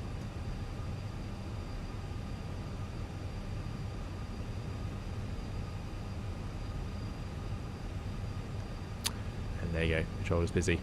We also have... Mike X-ray 329 Roger, you're number 3. Continue approach, report 3 miles. Continue approach, currently 170 knots, Wilco, Manta 329. Okay. 3 miles report is always hard to remember. Sudden wind increase there. You can hear the engines have just come back to idle for that. 9 miles. Getting some turbulence now. We're going to get more and more as we go down. 3,000 feet makes sense at 9 miles, so we know the profile's working out. I want to come back to 160. Traffic behind. No one's told us about traffic behind, but oh, they're pretty close. And they're way too close. They're going to have trouble there. Even if we just vacate normally, because it's not a high-speed exit, we have to backtrack on ourselves effectively. Clear to land runway 0586 Fox Sierra. Right, they're landing in front of us. Calling 114, welcome to split taxi stand the number 3. Doesn't look like we have any traffic right in front of us, but I'm going to come back to 160 anyway. It's just holding 170. If you didn't tweet for Charlie, confirm able from Alpha. Just see how this goes. Confirming able from Alpha. We don't need flap 2 below airspeed unless we want it. 160 is typical, you would have flap 2 out, but you can see it's totally legitimate to be here like this. It's just a little bit uncomfortable. Some people don't like it. We'll go to flap 2. You can go below those manoeuvring speeds, but you've got to be very careful if you start turning and so on. Usually you would tend to not go too far below them. Thanks, Bimbo. 20 knots now, but it is coming. We're going to get rocked around. Mike X-ray 0329er, keep high speed, please. Oh, it's the opposite of what I thought. Keep high speed, Manta 329. I've just dropped the gear, thinking that that was a request. Anyway, gear down. We'll just keep 160. It's because the aircraft behind is what's actually limiting us a bit here. So we're 5. I can't do it much longer. 15 Papa, Roger, continue approach. We can't. Manage speed. Flap 3. I can only do my best for them. That's my best. And flap full. Landing checklist is auto brake medium, misapproach 5000, eco memo, landing at blue. Manta 329er, wind 050, 13, gusting 24, runway 05, clear to land, vacate Bravo. Clear to land, 05, vacate Bravo, Manta 329. Okay, we're clear to land, going to vacate. This is that beautiful Orbex scenery now. 86 Foxtrot Sierra, taxi stand number 5. Right, it's going to be breezy. Taxi to stand number 5, 86 Fox 20 Sierra. knots from the left. I think it's going to get rocky more than anything. There it goes. So let the autopilot take the strain. Let's see, 130, which is correct sort of VLS, 136. It's a good headwind, so I'm not going to change it. The reason is the ground speed mini will take up the effect of the gusts. If it was all across, I would add a bit of speed to the approach. But when it's a headwind, ground speed mini is very good at soaking it up. And we might see that today, we shall see. But even so, I'm going to leave it alone. Because what I don't want to do is enter the flare and then have to... turn right heading 180, climb 4,000 feet, and radar 120.875. Who was that? Go around there, it's going to be 15 Papa and can that's the one behind us, I think. Right, autopilot off. Actually, 15 Papa heading 180, I did my best, but 4,000 feet. At 4 miles I have to slow down. It's just how it is. 180, 4,000 feet, there's going to be 15 Papa. That wasn't our fault that the aircraft behind was like that. We followed the speeds. Tower, just what happens sometimes. Manta 999, flight level 40 by Camex. Manta 999, right, good evening. There we go. So, we don't want to float down the runway too much this time because we do want to get off at Bravo, so we should see how this goes. But you don't want to focus on that forever. They've cleared out the aircraft behind us, so actually it's not going to matter. James is way behind, so Controller just told us keep good speed. Student 384 it's our option then. Charlie. Stand by. Student 384 Charlie behind the next arriving Manta Airbus A320 runway 05, line up and wait behind. 50, 40, 30, 20. Idle. Line up and wait runway 05. Come on. There we go. Max reverse. Quebec Charlie Romeo 18. Strong headwind there. Startup is approved, runway 05, Q&A. No trouble. Idle reverse. Look at that headwind. That's manual brakes. And it's not an issue now because, of course, as discussed. Oh, come on, brakes, disengage. Thank you. As discussed, traffic behind's way away. But yeah, there you go. Even that was way too much, and I didn't. I tried to disconnect the auto brakes there. They didn't quite do it as I hoped. So let's get ourselves off the runway. Yeah, there we go. Flight dispatch short from the drone. Excellent. I'm glad it looked good.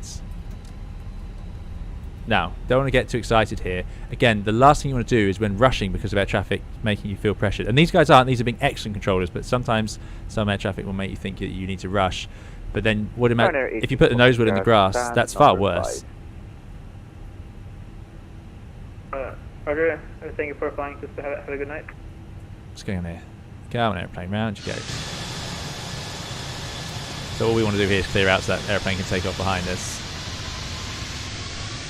Ryanair 84 Charlie 1050, gusting 24, runway 05, clear for takeoff. Yeah, winds weren't so bad in the end, gusting 24 now, quite reasonable. Bye-bye. This really is some great scenery. Yeah, this is Orbex, it's very nice, isn't it? I did a video on this one. I think I did a challenging approach video on it. Sort of combined them. Speed 4217, are you able to depart from Alpha? So that's how they're getting away with it. The aircraft aren't backtracking, which is really good.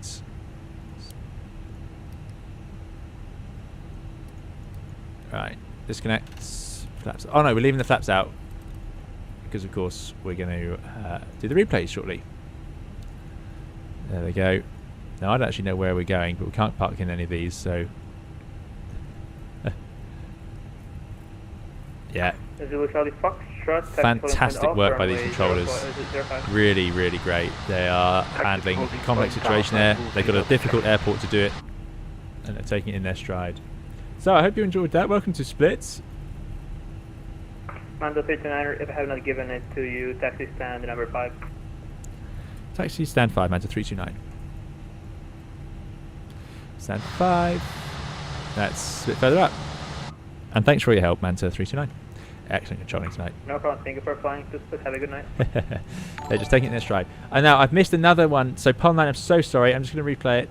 Pond 9, thank you for the 23.99 super chat. Really, very, very kind. Thank you for supporting us again. And yeah, I hope you've enjoyed the stream today. Really, really appreciate it. And sorry I missed that. It was a busy approach there. But, thank you so much for supporting the channel and joining us today. I hope you're doing very well. I hope you've enjoyed this one. Yeah, these controllers are just doing a super job. So we should see, there's our colleagues all parked up over there, and we should see James. Oh, maybe they're going to get 2 away. Looks like they're going to get another one away. So we'll take stand 5. But yeah, that's what a busy single runway airport in the middle of summer can look like, or a ski destination. Just having to take a bit of convincing to get the nose round. James is 10 miles on final. There you go. Quebec Charlie Romeo 186, taxi holding point Alpha runway 05. Landing gear says, why does Streamlabs automatic sign use Pro for user gear? I don't know if it still does, but it certainly did when I set that up. Sorry, I'm having some trouble with the nose wheel steering here. I don't know what I'm doing to it. It keeps them not running to full travel like I want it to. There we go. And sorry if I've missed the YouTube chat. I don't know what the feet per minute was on that, but that felt good to me. There's some traffic up there. Precise enough. Made our exit comfortably. That would have looked a bit better if we managed to get the auto brake out. Parking brake set. And there's a couple of aircraft to depart. So what we're going to do is say thank you so much to VATSIM. I'm going to disconnect from them. Sorry to James, but yeah, thank you so much for everyone flying along. Thank you, James. I think James is out there now. So we will disconnect. Controllers done a fantastic job. And I'm going to hit replay. Now, I have to have a confession to make. I went very quiet on short final because I was leaning over to start the replay material, replay software. That's not the good place to do it, but there we go. So let's have a quick look. Felt good, still a bit of a float, but it's a gusty day, so that's not surprising. Into the flare, holding it, letting it settle, straight on it, and then we went to max reverse. And with that wind, didn't need the max reverse at all, and if we'd got the auto brake out about here, we could have rolled nicely to that exit. But there we go. So put the engines back forwards, reset the throttles. So this time, oh, we might have just lost the sim. No, it's back. Oh, very good. Yeah, so sorry if I missed anything in the chat. Like I said, it's been a bit of an unusual one. We've had some difficulties with the YouTube chat, but thank you again, Pod9, for that very kind super chat. If you are watching on YouTube, and if you fancy leaving a like on the way out if you enjoyed it, that really really makes a big difference. So yeah, thank you so much for that. And let's see. If you put exclamation mark livery into the chat, Lazarus, you'll be able to get this livery. I don't have a VRM file for it yet. We haven't worked it out. I'm trying to see if we can do that along with James. But yeah, thank you so much. Thank you again for all those very, very kind super chats and tips. Really, really appreciate it. Thank you for watching along. I hope you've enjoyed it. So we've had almost a 3-hour stream now, but a good bit of fun. I've really enjoyed it. We got to enjoy some beautiful scenery, this lovely livery. Thank you again to Paddy for the hard work. It's absolutely stunning livery. We really, really love it. So thank you for that and all those great details. And thank you for the chat. I hope you've enjoyed it. We'll be back soon with more streams and videos, so do please subscribe or follow if you'd like to see those. And thank you to the moderators for looking after us, of course. And thank you to everyone just watching along. Really appreciate it. Very kind super chats and tips. Very kind people just chatting in the chat and asking questions. And we will see you again in another video live stream soon. Have a great evening. Thank you all so much. Bye-bye.